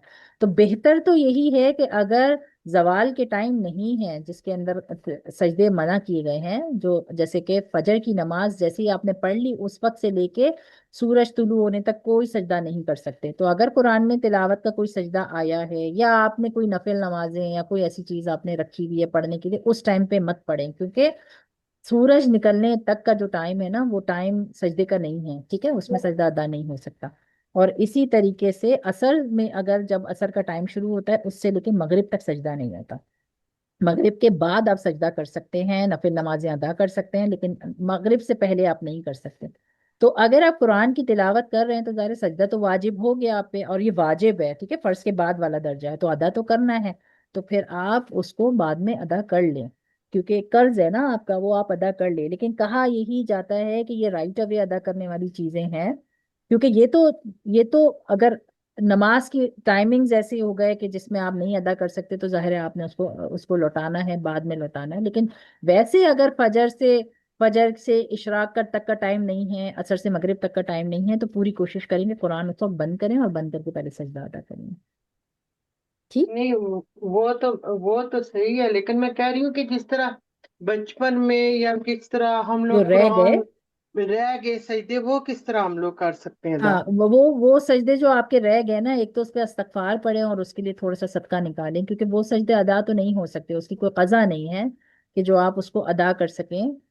लेकिन आप उसके ऊपर, पता नहीं, मैं पूछूंगी टीचर से एक दफा इस बारे में मालूम करूंगी कि सिर्फ आपके नहीं, ये बहुत से लोगों का है, क्योंकि नहीं पता होता था ना पहले के जमाने में, कहाँ इतना ये सब समझाया जाता था, पढ़ाया जाता था कि सजदे की आयत आई है तो लाजमी आपने सजदे अदा करने हैं। तो मैं फिर भी अपनी टीचर से एक दफा कंफर्म कर लूंगी, क्योंकि मुझे नमाज का पता है कि नमाज में जब हम तिलावत करते हैं और कोई सजदे की आयत होती है तो राइट अवे सजदा करते हैं, लेकिन अगर सजदा करना भूल जाते हैं तो बाद में उसका कोई कज़ा नहीं लौटा सकते। लेकिन जो कुरान के सजदे हैं, जो कुरान में अगर आपने पढ़े हैं, उसको क्या मतलब, जिनकी कज़ा है उनका क्या मतलब, क्योंकि जाहिर है आपकी जिम्मे तो है, तो उसको उसकी क्या अदायगी है ये मैं पूछ के इंशाल्लाह आपको बता सकूंगी, ठीक है। ठीक जी, और दूसरे नंबर पे ना, मैंने ये आपसे पूछना था कि मंडे वाले दिन आपकी क्लास किस टाइम शुरू होती है। मंडे को असल में क्लास होती नहीं है, हम क्लास ही का टाइम चेंज कर रहे हैं। ये जुम्मे वाली जो क्लास है ना, इसको हम मंडे पे कर देंगे। आप रहती कहाँ है?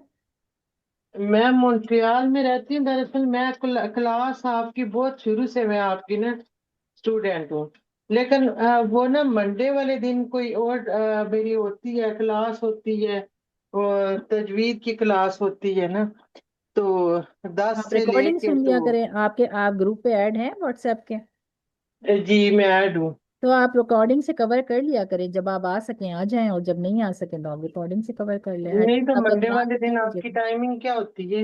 मंडे को हम 10:30 पे शुरू करेंगे। आपका मॉन्ट्रियल का टाइम टोरंटो से चेंज तो नहीं है ना? हम टोरंटो में हैं। जी एक ही है टाइम, लेकिन 10:30 पे। अच्छा, हाँ, हम टेन ठीक। थर्टी पे इंशाल्लाह क्लास शुरू करेंगे, ठीक है। ठीक है। और अगर ठीक है। कभी आपके पास ऐसा हो कि आपसे क्लास मिस हो, तो आप रिकॉर्डिंग से जरूर सुन लिया करें। उससे कम से कम आप क्लास का पार्ट नहीं होंगी, लेकिन आपका कुरान तो ठीक होता जाएगा ना, मकसद तो कुरान को ठीक करना है। तो जी आप अपना लेसन भेज दिया करें ऐसे किसी को भी, कोई भी अगर आप सुनाना चाहेंगी तो क्लास की कोई भी अनीला सुन सकती हैं, कोई और क्लास की स्टूडेंट हैं जो आपका इंशाल्लाह सुन लिया करेंगी, क्लास से हटके भी सुन लेंगी अगर आपको क्लास के टाइम पे मुश्किल है। लेकिन असल मकसद तो कुरान को ठीक करना है ना, तो एटलीस्ट वो तो हो जी जाएगा ना जी इंशाल्लाह। जी, इंशाल्लाह। ठीक है, और कोशिश करें कि अगर लाइव आके सुन सकती हैं तो सुन लें, क्योंकि लाइव की जो बरकत है ना वो रिकॉर्डिंग में नहीं आती। आप बिल्कुल। जी रिकॉर्डिंग में कितना भी उसको कवर करने की कोशिश करें, जो जो जो लाइव क्लास से जुड़ने की बरकत है ना, वो बरकत नहीं आती, वो कितना भी आप सुन लें वो। लेकिन फिर भी کچھ نہیں سے بہتر ہے کہ قرآن، بہتر ہے جی. ہاں کچھ نہیں سے بہتر ہے کہ قرآن صحیح کرنے کا موقع ملے گا، لیکن جب اگر اللہ نے یہ دیا ہے موقع کہ جڑ سکیں اور جوڑ سکیں تو ضرور اپنے، بہت ساری عورتیں پتہ ہے ایسی ہوتی ہیں جن کو اپنی زندگی میں نا اب بچے بڑے ہو گئے ہیں، کچھ سمجھ میں نہیں آ رہا ہوتا کہ اب کہاں وقت کو لگائیں، ایسی عورتوں کو جوڑا کریں آپ کے جی اپنے لیے صدقہ جاریہ بن جائے گا اگر کسی کا قرآن اس وقت میں صحیح ہو گیا، اور قرآن صحیح ہونے کے ساتھ ساتھ ان کے وقت کا صحیح استعمال اگر ہو گیا تو مطلب وہ وقت صحیح جگہ پہ استعمال ہو گیا، صحیح اس صحیح میں ہو بات ہے. گیا، تو آپ لوگوں کے لیے بہت صدقہ جاریہ ہو جائے گا، اور اتنی دعائیں نکلتی ہیں۔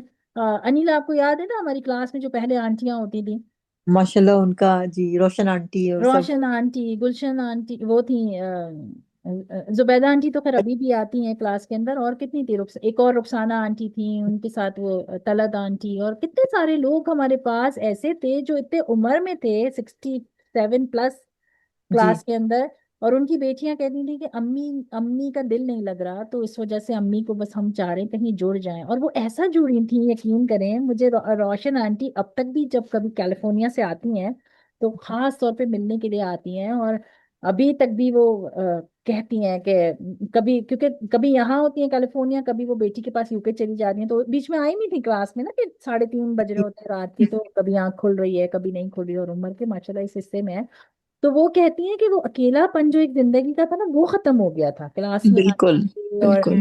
پھر وہ ساری باتیں جو کلاس میں ہوتی ہیں، پھر اس کے ساتھ آہستہ آہستہ کلاس میں جو جڑے لوگ ان سے دوستیاں ہوتی ہیں، تو ایسے لوگوں کو ڈھونڈ ڈھونڈ کے جوڑے، یقین کریں ان کا اکیلا پن دور کرنے کا ہی اللہ نا اتنا ثواب آپ کو دیں گے، اتنا ثواب ہے، کیونکہ ہر دفعہ نا صدقے خیرات سے نہیں ہوتے کام، کہ صدقہ خیرات کر دیا اور بس مطمئن ہو گئے، بہت سے کام ایسے ہیں جو کہیں اور بھی حصہ ڈالنے والے ہیں، کہ لوگوں کو لا کے پکڑ کے جوڑ دیا کہ بھائی اچھا صحیح ایسا ہے۔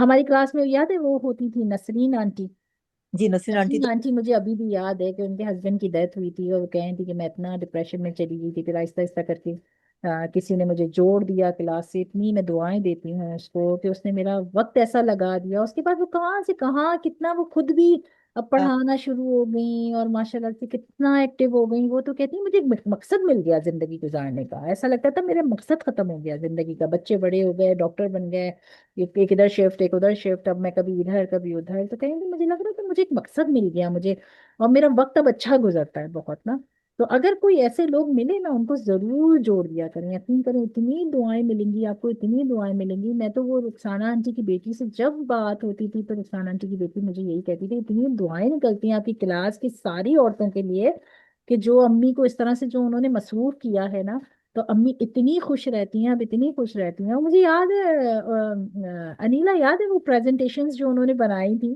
ماشاء اللہ، مطلب بہت ہی ابھی تک کتنا اچھا ان کا بیان وغیرہ وہ ماشاء اللہ. کتنا انہوں نے اتنی اچھی، اور ان کے بچوں نے ہیلپ کیا تھا ان کو پریزنٹیشن بنا کر پورا، انہوں نے سلائڈس پہ پریزنٹیشن دی تھی جبکہ ان کو کچھ سلائڈس بنانی یوز کرنی نہیں آتی تھی، مگر ان کے بچے ان کے ساتھ بیٹھے، انہوں نے ان کو سلائڈس بنا کے پوری پریکٹس وغیرہ کر کے، اور پھر اور کبھی ہم لوگ ایسا ہوتا تھا نعتوں کا پروگرام رکھ لیتے تھے کلاس میں، رکھیں گے انشاءاللہ دوبارہ، انشاءاللہ ہے نا کہ انشاءاللہ.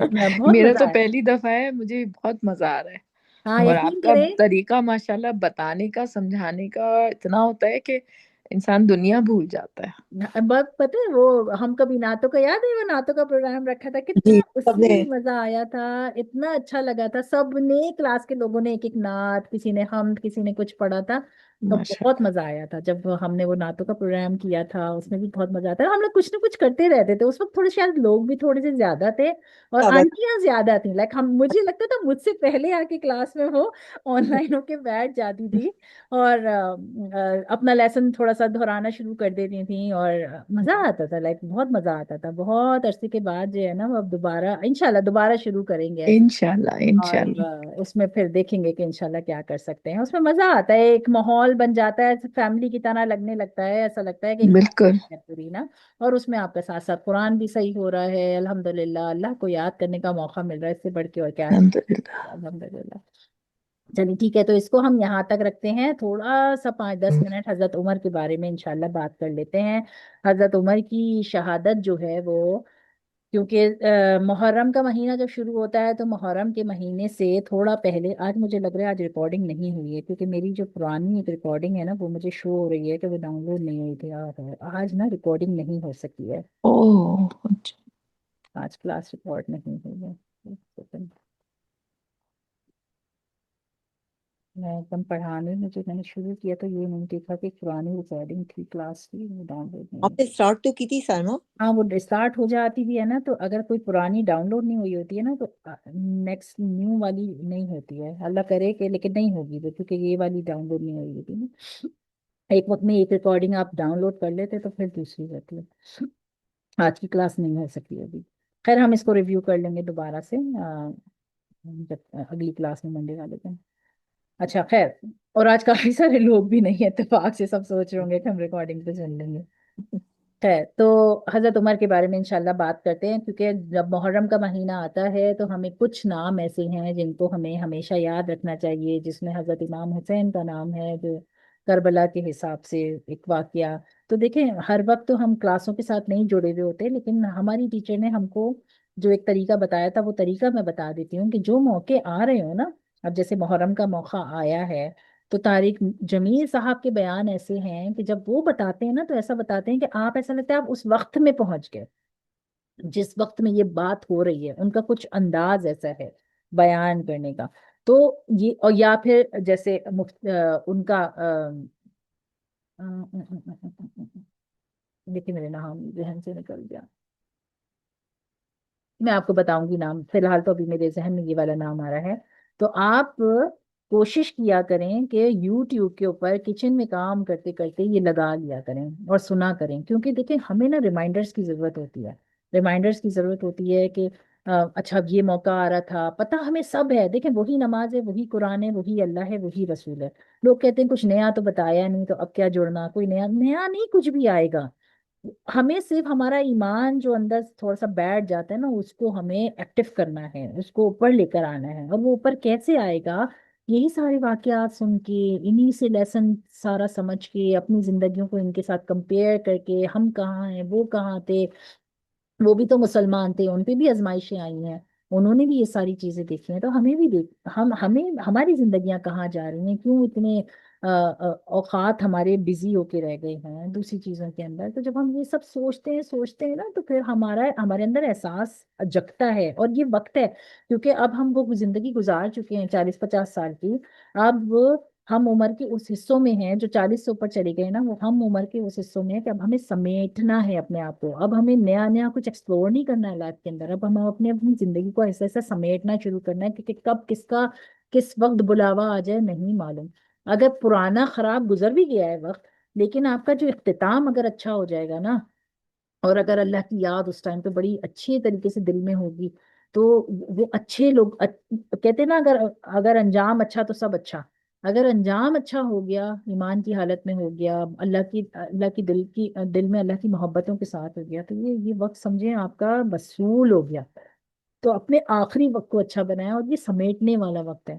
اب بیٹھ کے نا اپنی زندگی کو کیونکہ عمر کا ایک وہ حصہ ہوتا ہے نا 20-25 سال والا، اس میں بہت بھاگا دوڑی ہوتی، جاب ہے، شادی ہے، بچے ہیں، یہ ہے وہ ہے، بھاگا دوڑی، اب یہ کر لیتے ہیں، اب یہ کر لیتے ہیں، اب یہ کر لیتے ہیں. ٹھہراؤ نہیں ہوتا زندگی میں. اب ایک عمر کا حصہ وہ آتا ہے جس میں نا ٹھہراؤ آ جاتا ہے. اب اس ٹھہراؤ کے اندر آپ کی مرضی ہے کہ آپ اس وقت کو دوستوں میں اور پارٹیوں میں ضائع کر لیں، غیبت برائیوں میں، اس سے گوسپ، اس سے چیٹنگ، یا پھر آپ تھوڑا تھوڑا اپنے اندر آپ سمیٹیں چیزوں کو، اللہ کی پہچان کو سمیٹیں. تو اب یہ والا جو وقت ہے نا یہ ایسا ہے کہ سمیٹنے والا، ٹھہراؤ والا وقت ہے. اس کو اچھی جگہ پہ اچھے طریقے سے استعمال کریں. بار بار اللہ سے دعا مانگے کہ یا اللہ مجھے ایمان والوں میں لکھ لے، اور جب میرا وقت آئے تو ایسا آئے کہ آپ مجھ سے راضی ہوں، اور پھر جب مجھے اٹھائیں تو نیک اور صالح لوگوں میں ملائیں. ہر وقت اپنے لیے نا اپنی دعاؤں میں ان دعاؤں کو ضرور شامل رکھیں، اور ان لوگوں میں اٹھے بیٹھیں جو آپ کو اچھے لفظوں میں آپ کے جانے کے بعد آپ کے لیے دعاؤں کے لیے ہاتھ اٹھائیں. آپ کے اساتذہ، آپ کے قرآن کے دوست، آپ کو یہ جب یاد کریں گے.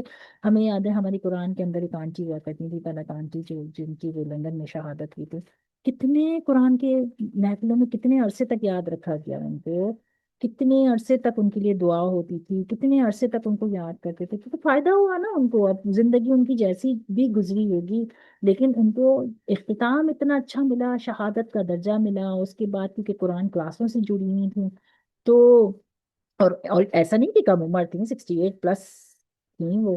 اور اور آپ سوچیں ہر کلاس کے اندر ہر آنکھ چھپا ہے، ہر ایک ان کو یاد کر رہا ہے. میں نے جیسے بتایا کلاس سے پہلے آ کے بیٹھ جاتی تھیں، اتنی ایکٹیو تھیں. تو ہر ایک جو ہے وہ ان کو یاد کر رہا ہے، یاد کر رہا ہے، ہاتھ اٹھا رہا ہے، دعا مانگ رہا ہے. تو کتنی شہادتیں، کتنی دعائیں اللہ نے ان کے لیے لکھی ہیں. اور سب سے بڑی بات ایز اے اسٹوڈنٹ گئی ہیں، بولتے ہیں فرشتے پر پھیلاتے ہیں، علماء کے لیے پر پھیلاتے ہیں. ایک تو جب فرشتے نہ ہر کسی کے لیے پر نہیں پھیلاتے، علماء کے لیے آتا ہے کہ ان کے لیے پر پھیلاتے ہیں. جب بھی میں کہتی ہوں علماء کے لیے نا، کوئی بات کرتے وقت نا بس ٹھہر جایا کریں، مت بولا کریں، مت اس کا پارٹ بنا کریں. اپنے گھر والے کو بھی سمجھائیں، کوئی کچھ بھی ذکر کر رہا ہے کہیں، کوئی بھی اس کو ہاٹ ٹاپک سمجھ کے اس میں انٹر مت ہو جائیں. بس علماء کے لیے کہتے ہیں فرشتے پر بچھاتے ہیں. اور جو جو جو اسٹوڈنٹس ہوتے ہیں نا، جو طالب علم ہوتے ہیں، قرآن کا دین کا علم سیکھنے والے لوگ ہوتے ہیں، ان کے لیے پر بچھاتے ہیں. تو آپ اور میں تو اس میں ہیں کہ جب ہم آپ چل کے اپنا لیپ ٹاپ ہی اٹھاتے ہیں نا اور بیٹھنے کا ارادہ کرتے ہیں، تو اللہ جو ہے وہ فرشتوں کو کہتے ہیں کہ جا کے پر بچھا دو ان کے لیے. تو کتنا بڑا مقام اللہ دیتے ہیں. اور شہادت کے درجے میں لکھے جاتے ہیں. اگر آپ سیکھنے والوں میں ہیں اور موت آ جائے تو شہادت کے درجے میں لکھے جاتے ہیں. تو یہ سب چیزیں اتنے بڑے اکرام ہیں اللہ کے کہ ہمیشہ جڑ کے رہیں کلاسوں سے،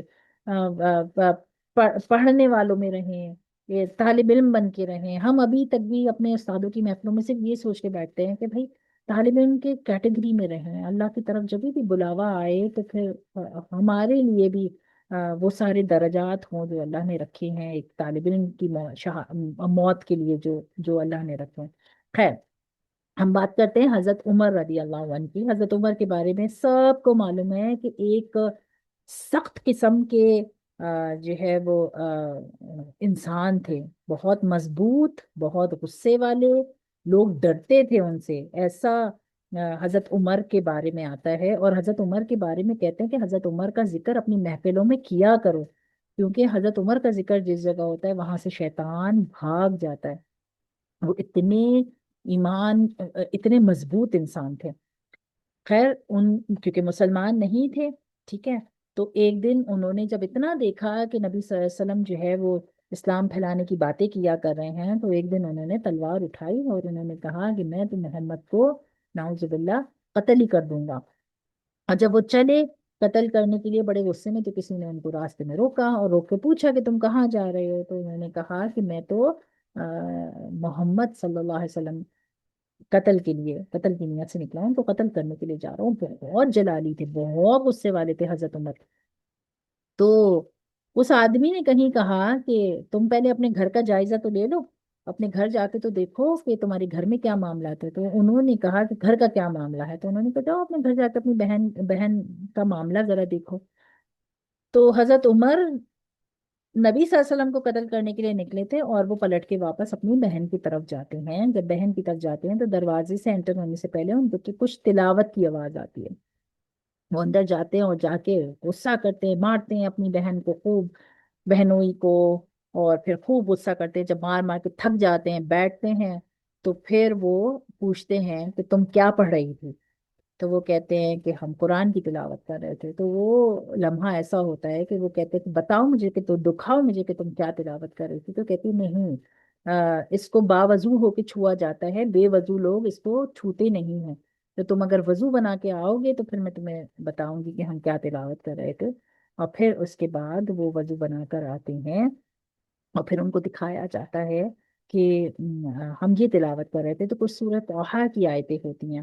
اچھا، اس سے پہلے یہ آتا ہے کہ حضرت نبی صلی اللہ علیہ وسلم نے، کیونکہ ایک زمانہ تھا نا جب اسلام کو بہت چھپ کے عبادت کی جاتی تھی. دارالارقم ایک جگہ تھی جہاں پر ساری میٹنگز ہوا کرتی تھیں. نبی صلی اللہ علیہ وسلم اور صحابہ اکرام جو تھوڑے سے جو ایمان لے کر آئے تھے اس زمانے میں، وہاں چھپ کے، کیونکہ اجازت نہیں تھی کہ وہ کھلے عام عبادت کریں، کیونکہ اتنا ظلم تھا کفار کا کہ کھلے عام عبادت کرنے کی اجازت نہیں ہوتی تھی. تو پھر انہوں نے یہ کیا کہ جو ہے وہ دعا مانگی نبی صلی اللہ علیہ وسلم نے کہ عمر بن خطاب، ان کا نام خطاب، ان کا لقب تھا، عمر بن خطاب کو یا پھر وہ جو دوسرے عمر تھے ان دونوں میں سے کسی ایک کو مسلمان کر دے تاکہ اسلام کو تقویت ملے.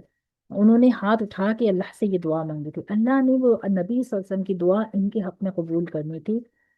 جب وہ انہوں نے کہا کہ اچھا پڑھ کے سناؤ کہ کیا واقعہ ہے، تو انہوں نے سورۃ طٰہٰ کی جو آیتیں تھی وہ تلاوت کرنا شروع کی۔ تلاوت سنتے سنتے سنتے اچانک کوئی وجد طاری ہوا ان کے اوپر، اور ان کی آنکھوں سے اچانک آنسو جانے شروع ہو گئے، اور انہوں نے کہا کہ مجھے بھی اسلام قبول کرنا ہے۔ کہاں وہ نبی صلی اللہ علیہ وسلم کو قتل کرنے نکلے تھے، اور کہاں انہوں نے کہا کہ مجھے بھی اسلام قبول کرنا ہے۔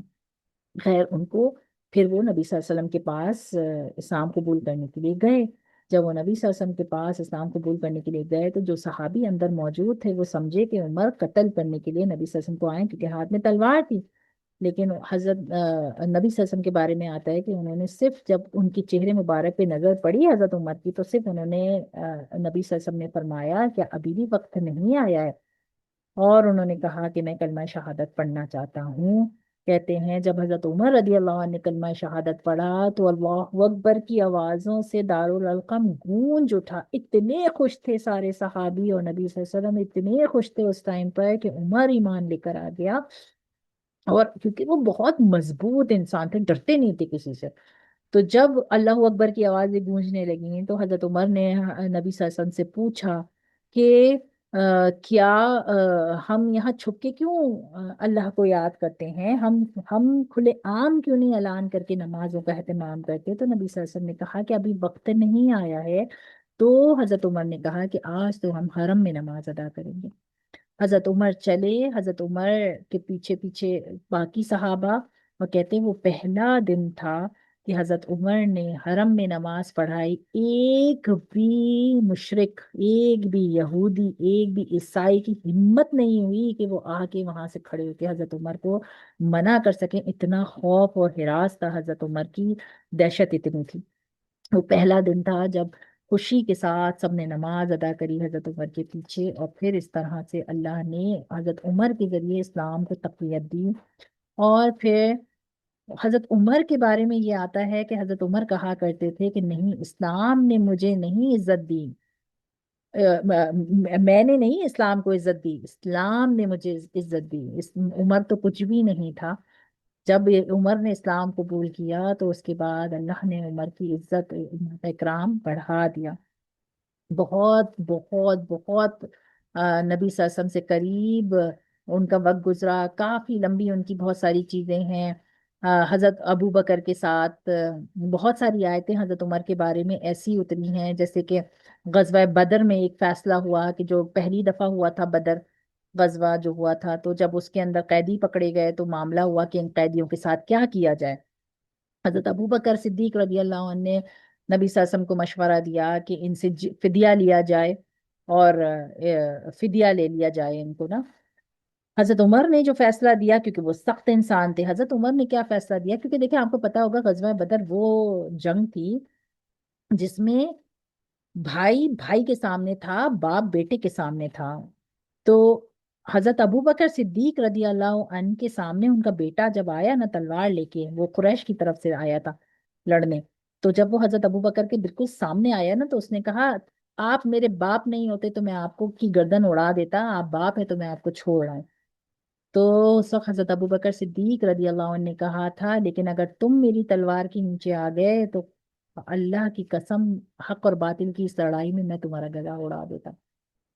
اتنا زیادہ وہ مشکل جنگ تھی، کہتے ہیں بدر کے صحابیوں کا مقام اسی لیے اتنا زیادہ ہے، اتنا زیادہ ہے کہ وہ پہلی جنگ حق اور باطل کی، اور اس میں وہ ایسی جنگ تھی جس میں باپ بیٹے کے سامنے تھا، چچا بھتیجے کے سامنے تھا، باپ جو ہے وہ بھائی بھائی بھائی کے سامنے تھا۔ وہ بہت مشکل جنگ تھی، بہت مشکل جنگ تھی۔ تو انہوں نے کہا کہ اگر تم میری تلوار کے نیچے آتے تو میں تمہیں اڑا دیتا۔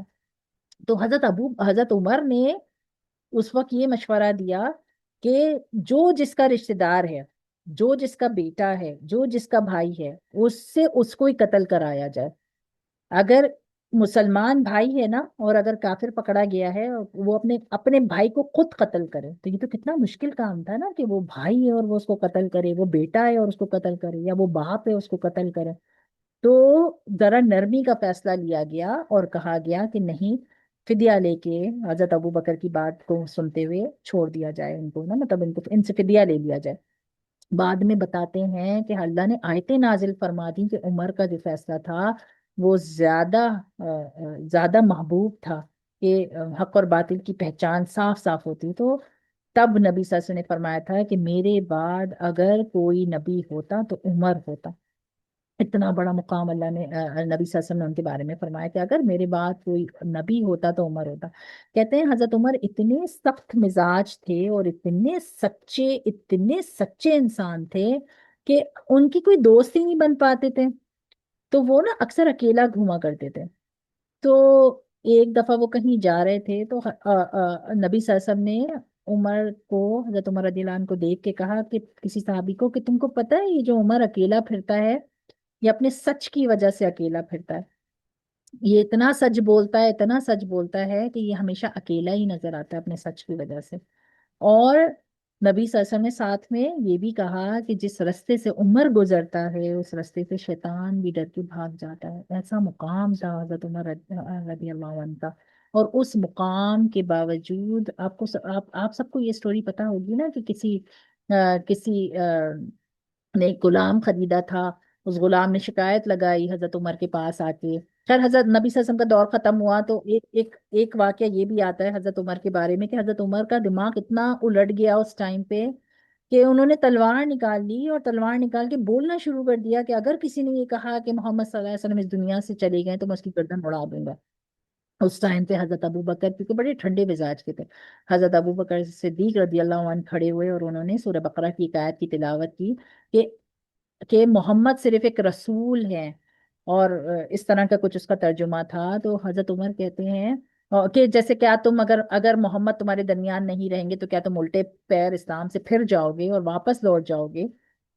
تو اسلام اس لیے تو نہیں ہے نا. کچھ اس طرح کے کچھ آیت ہیں سورہ بقرہ کی. تو حضرت عمر کہتے ہیں کہ مجھے ایسا لگا یہ آیتیں آج پہلی دفعہ نازل ہوئی ہیں اور پہلی دفعہ میں نے سنی ہیں. لیکن ان کو حضرت ابو بکر صدیق نے یہ آیتیں سنا کے ٹھنڈا کیا, ورنہ وہ تلوار نکال کے کھڑے ہو گئے تھے کہ حضرت اگر کسی نے کہا کہ نبی صلی اللہ علیہ وسلم اس دنیا سے چلے گئے تو میں اس کی گردن اڑا دوں گا. مطلب وہ ایکسیپٹ ہی نہیں کرنا چاہ رہے تھے کہ نبی صلی اللہ علیہ وسلم چلے گئے اس دنیا سے. سوچے ایسا مقام اللہ نے حضرت عمر رضی اللہ عنہ کو دیا. حضرت عمر نبی صلی اللہ علیہ وسلم کے بعد ابو بکر کے بعد پھر حضرت عمر کا دور آیا. حضرت عمر کے دور میں 3 بر اعظم کی جو ہے وہ میں اسلام پھیلا.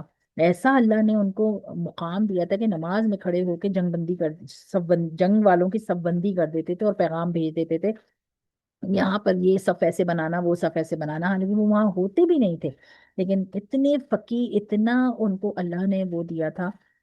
تو حضرت عمر اور کہتے تھے کہ اگر کہیں فرات کے کنارے ایک کتا بھی مر جائے گا تو یہ میرے ذمے ہے, اللہ اس سے میرا حساب لیں گے. راتوں میں اٹھ کے نکلنا جانا, ہر گھر میں جھانک جھانک کے دیکھنا کہ کس کے گھر میں کیا ضرورت ہے, کس کے گھر میں کس چیز کی ضرورت ہے. بھیس بدل بدل کے جاتے تھے, دیکھتے تھے.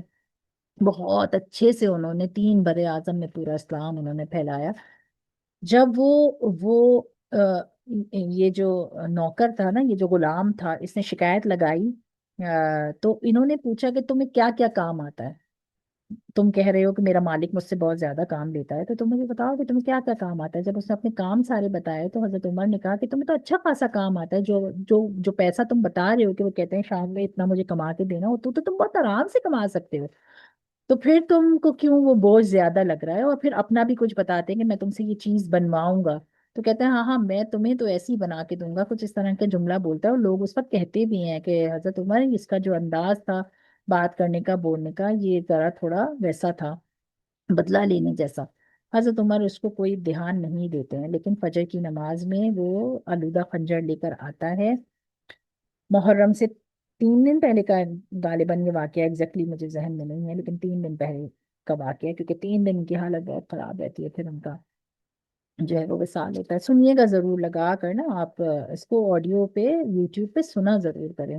جو بھی چل رہے ہوں نا, محرم کی چیزیں چل رہی ہیں تو محرم کا, اس کا, حضرت عمر کا یہ واقعہ, حضرت امام حسین کا. تو وہ کہتا ہے وہ خنجر لے کر آتا ہے, اس سے زہر کا بھرا ہوا خنجر. اور کیونکہ حضرت عمر تو اتنے سخت انسان تھے کہ عام دنوں میں تو حملہ نہیں کر سکتا تھا. نماز کی حالت میں اس نے حملہ کیا حضرت عمر کے اوپر. اور جب خنجر مارا اور تلاوت کرتے کرتے حضرت عمر گرے تو پھر کوئی 2 صحابی آگے, ایک صحابی آگے آئے جنہوں نے نماز پوری کی اور پھر حضرت عمر کو لے جایا گیا ان کے خیمے میں. تو کہتے ہیں کہ 3 دن تک غالباً وہ بہت بری طرح تڑپتے رہے ہیں، اور جب ان کو اندازہ ہو گیا کہ اب میرے بچنے کی کوئی امید نہیں ہے، تو انہوں نے اپنے بیٹے کو بلایا، اور انہوں نے اپنے بیٹے کو بلا کر کہا کہ تم حضرت عائشہ کے پاس جاؤ، اور یہ مت کہنا کہ میں امیر المومنین ہوں، حضرت ان سے یہ کہنا کہ عمر نے بھیجا ہے، میرے باپ عمر نے مجھے آپ کے پاس بھیجا ہے۔ اور کیونکہ دیکھیں یہ جو حجرہ تھا نا حضرت عائشہ کا، جس کے اندر نبی صلی اللہ علیہ وسلم کی تدفین ہوئی تھی، پھر حضرت ابو بکر کا انتقال ہوا، تو کیونکہ حضرت ابو بکر تو باپ ہی تھے نا حضرت عائشہ کے، تو ان کی بھی تدفین وہاں پر ہو گئی۔ اور پھر اس کے بعد ایک جگہ اور باقی تھی جو حضرت عائشہ نے اپنے لیے رکھی ہوئی تھی، کیونکہ دونوں محرم تھے نا ان کے، تو وہ چاہتی تھی کہ میری تدفین بھی یہیں پر ہی ہو، حضرت عائشہ رضی اللہ عنہ کے حجرے میں۔ حضرت عمر اس جگہ لینا چاہتے تھے، لیکن حضرت عمر نے اپنے بیٹے سے کہا جا کے یہ مت کہنا کہ امیر المومنین نے بھیجا ہے، کیونکہ اگر تم امیر المومنین کہو گے تو اب میں امیر المومنین کے درجے پہ نہیں رہا، اب میرے مرنے کا وقت قریب آ گیا ہے، جا کر صرف اتنا کہنا کہ عمر، میرے باپ عمر نے مجھے آپ کے پاس بھیجا ہے، اور میں آپ سے یہ درخواست کرنے کے لیے آیا ہوں کہ کیا نبی صلی اللہ علیہ وسلم کے برابر والی جگہ مجھے آپ عنایت کر سکتی ہیں کہ میں وہاں میری تدفین ہو جائے۔ اگر وہ منع کریں تو واپس آ جانا، اور اگر وہ اجازت دیں تو ان سے پھر دوبارہ سے پوچھنا کہ آپ کسی زور زبردستی تو یہ جواب یا یہ وہ نہیں کر رہی ہیں۔ تو بیٹا آتا ہے، دروازہ کھٹکھٹاتا ہے، پوچھتا ہے حضرت عائشہ سے، تو حضرت عائشہ رضی اللہ عنہ کہتی ہیں کہ عمر سے زیادہ اس جگہ پہ کسی کا حق نہیں ہے، میں نے یہ جگہ عمر کو عمر کے لیے دی۔ جب وہ واپس آتے ہیں اور آ کر اپنے باپ کو یہ خوشخبری دیتے ہیں کہ آپ کو وہ جگہ انہوں نے دے دی ہے، تو یقین کریں، بتاتے ہیں لکھا ہوا ہے کتابوں کے اندر کہ وہ اپنے بیٹے کے سر پہ اپنے بیٹے کی گود میں سر رکھے ہوئے ہوتے ہیں، اپنے بیٹے سے کہتے ہیں کہ مجھے میرا سر زمین پہ رکھ دو۔ جب وہ بیٹا سر زمین پہ رکھتا ہے تو وہ اپنی ناک اور اپنی گال اتنی زور سے مٹی میں ایسے ایسے کر کے رگڑتے ہیں، اور رگڑ کے زور زور سے روتے ہیں، تو صحابہ اکرام جو کھڑے ہوتے ہیں نا آس پاس میں، پوچھتے کہ آپ کیوں رو رہے ہیں؟ تو وہ کہتے ہیں کہ میرے جانے کا وقت آ گیا ہے، اگر اللہ نے مجھے معاف نہیں کیا تو عمر کا کیا ہوگا، اگر اللہ نے مجھے معاف نہیں کیا، کسی چیز پہ میری ایسی پکڑ فرما لی تو عمر کا کیا ہوگا۔ کہتے ہیں وہ 3 بر اعظم کو فتح کرنے والے حضرت عمر، اور وہ گڑ گڑا گڑ گڑا کے اللہ کے سامنے لوگوں کے سامنے اپنے منہ کو ایسے رگڑ رہے تھے، مٹی کے اندر آلودہ ہو گئے تھے کہ اگر اللہ نے مجھے معاف نہیں کیا تو میرا کیا ہوگا۔ اور ایسے کہتے کہتے کہتے پھر ان کی جو ہے وہ شہادت ہوئی۔ اور پھر یہ شہادت بھی غالباً محرم سے ایک دن پہلے یا کچھ ایسا کچھ ڈے آتا ہے، مجھے صحیح سے یاد نہیں ہے، لیکن کہتے ہیں کہ حضرت عمر کا تذکرہ اپنے گھروں میں کرنا چاہیے۔ عمر کا تذکرہ جہاں ہوتا ہے، حضرت عمر کے تذکرے سے شیطان بھاگ جاتا ہے۔ اتنے سارے واقعات ہیں، یقین کریں حضرت عمر کے بارے میں کہ اگر بیان کرنے جائیں، جنگوں کے واقعات ہیں، دوسرے واقعات ہیں، حضرت ابو بکر کے ساتھ اکثر ان کی چیزیں ایسی ہو جاتی تھی، وہ واقعات ہیں۔ تو بہت خوبصورت خوبصورت واقعات ہیں حضرت عمر کی زندگی کے۔ بس کیا ہے کہ ہم نے نا یہ سب چیزیں پڑھنا لکھنا سننا چھوڑ دیا ہے، ہمیں اپنی زندگی میں اس کو سننا پڑھنا چاہیے، اور اپنے ایمان کو ان چیزوں سے تازہ کرنا چاہیے۔ سوچنا چاہیے کہ جب 3 بر اعظم کو فتح کرنے والا حضرت نبی صلی اللہ علیہ وسلم کے برابر میں جس کو جگہ ملی ہو، وہاں دفن ہونے والا، عشرہ مبشرہ میں ہونے والا، جن کو جنت کی خوشخبری ان کی زندگیوں میں دے دی گئی ہو، موتیوں کا محل، نبی صلی اللہ علیہ وسلم کہتے ہیں ایک دفعہ میں نے جنت میں موتیوں کا محل دیکھا، اور میں نے فرشتوں سے پوچھا یہ موتیوں کا محل کس کا ہے، تو مجھے بتایا گیا کہ یہ عمر بن خطاب کا ہے۔ میں نے چاہا کہ میں اس میں اندر داخل ہوں، لیکن مجھے حیا آ گئی اور میں اندر داخل نہیں ہوں۔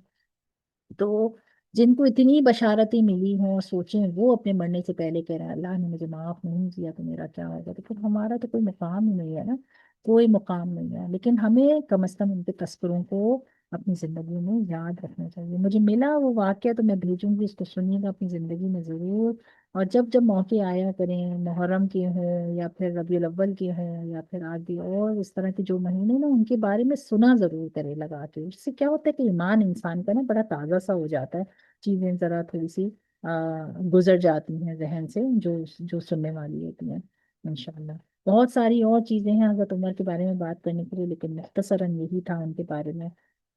اللہ ان کے درجات کو بلند فرمائے، اور ان کی ہوئی آمین ہر جو کوشش کاش جو بھی محنتیں ہیں ساری، اللہ ان کے ثمرات ان کو جنت میں اعلیٰ مقاموں پہ انشاءاللہ دکھائے۔ بہت خوبصورت شخصیت ہے حضرت عمر، بہت مضبوط اور بہت خوبصورت شخصیت ہے، اور دیکھیں کہاں سے ان کی زندگی چلی تھی، جو تلوار اٹھا کے نبی صلی اللہ علیہ وسلم کو قتل کرنے جا رہے تھے، اور کہا ایسا اختتام اللہ نے دیا۔ اس لیے دعا مانگنی چاہیے کہ اللہ بہترین اختتام دے ہم سب کو۔ اور اس سب میں بھی وہ کہتے تھے کہ مجھے اسلام نے عزت بخشی، جب میں مسلمان بنا نا تو مجھے اسلام نے عزت بخشی، اس سے پہلے تو عمر کا کوئی مقام ہی نہیں تھا۔ بہت ڈاؤن ٹو ارتھ، لیکن بہت اپنے فیصلوں میں بڑے مضبوط اور بڑے سخت انسان تھے حضرت عمر۔ چلیں انشاءاللہ اس کو یہاں تک رکھتے ہیں، کسی کا کوئی سوال کوئی بات کوئی چیز ایسی ذہن میں ہو تو انشاءاللہ ضرور بتائے گا۔ بہت وقت لے لیا، میں نے سوچا تھا جمعے کی کلاس ہے تو ہم اس کو مختصر ختم کریں گے، لیکن چلیں انشاءاللہ اب منڈے سے رکھیں گے کلاس، تاکہ آپ لوگوں کا جمعہ بھی انشاءاللہ۔ فارغ رہے، تو آپ انشاءاللہ نماز کی تیاری آسانی سے پھر کر لیا کریں، ٹھیک ہے؟ چلیں دعا پڑھ لیتے ہیں۔ سبحان اللہ و بحمدہ، سبحان اللہ سبحان اللہ و بحمدہ، سبحانک اللہم و بحمدک، سبحان سبحانک اللہم و بحمدک، نشہد ان لا الہ الا انت، نشہد ان لا الہ الا انت، نستغفرک و نتوب الیک، نستغفرک و نتوب الیک، سبحان ربک رب العزت سبحان ربک رب العزت عما یصفون، عما یصفون، سلام علی المرسلین، سلام وسلام علی المرسلین، والحمد للہ رب العالمین۔ والحمد للہ رب العالمین۔ السلام علیکم و رحمۃ اللہ وبرکاتہ۔ وعلیکم السلام ورحمۃ اللہ وبرکاتہ۔ ورحمۃ اللہ وبرکاتہ۔ جزاک اللہ خیر۔ آپ ہی پہلے کئی دفعہ بتا چکی ہیں،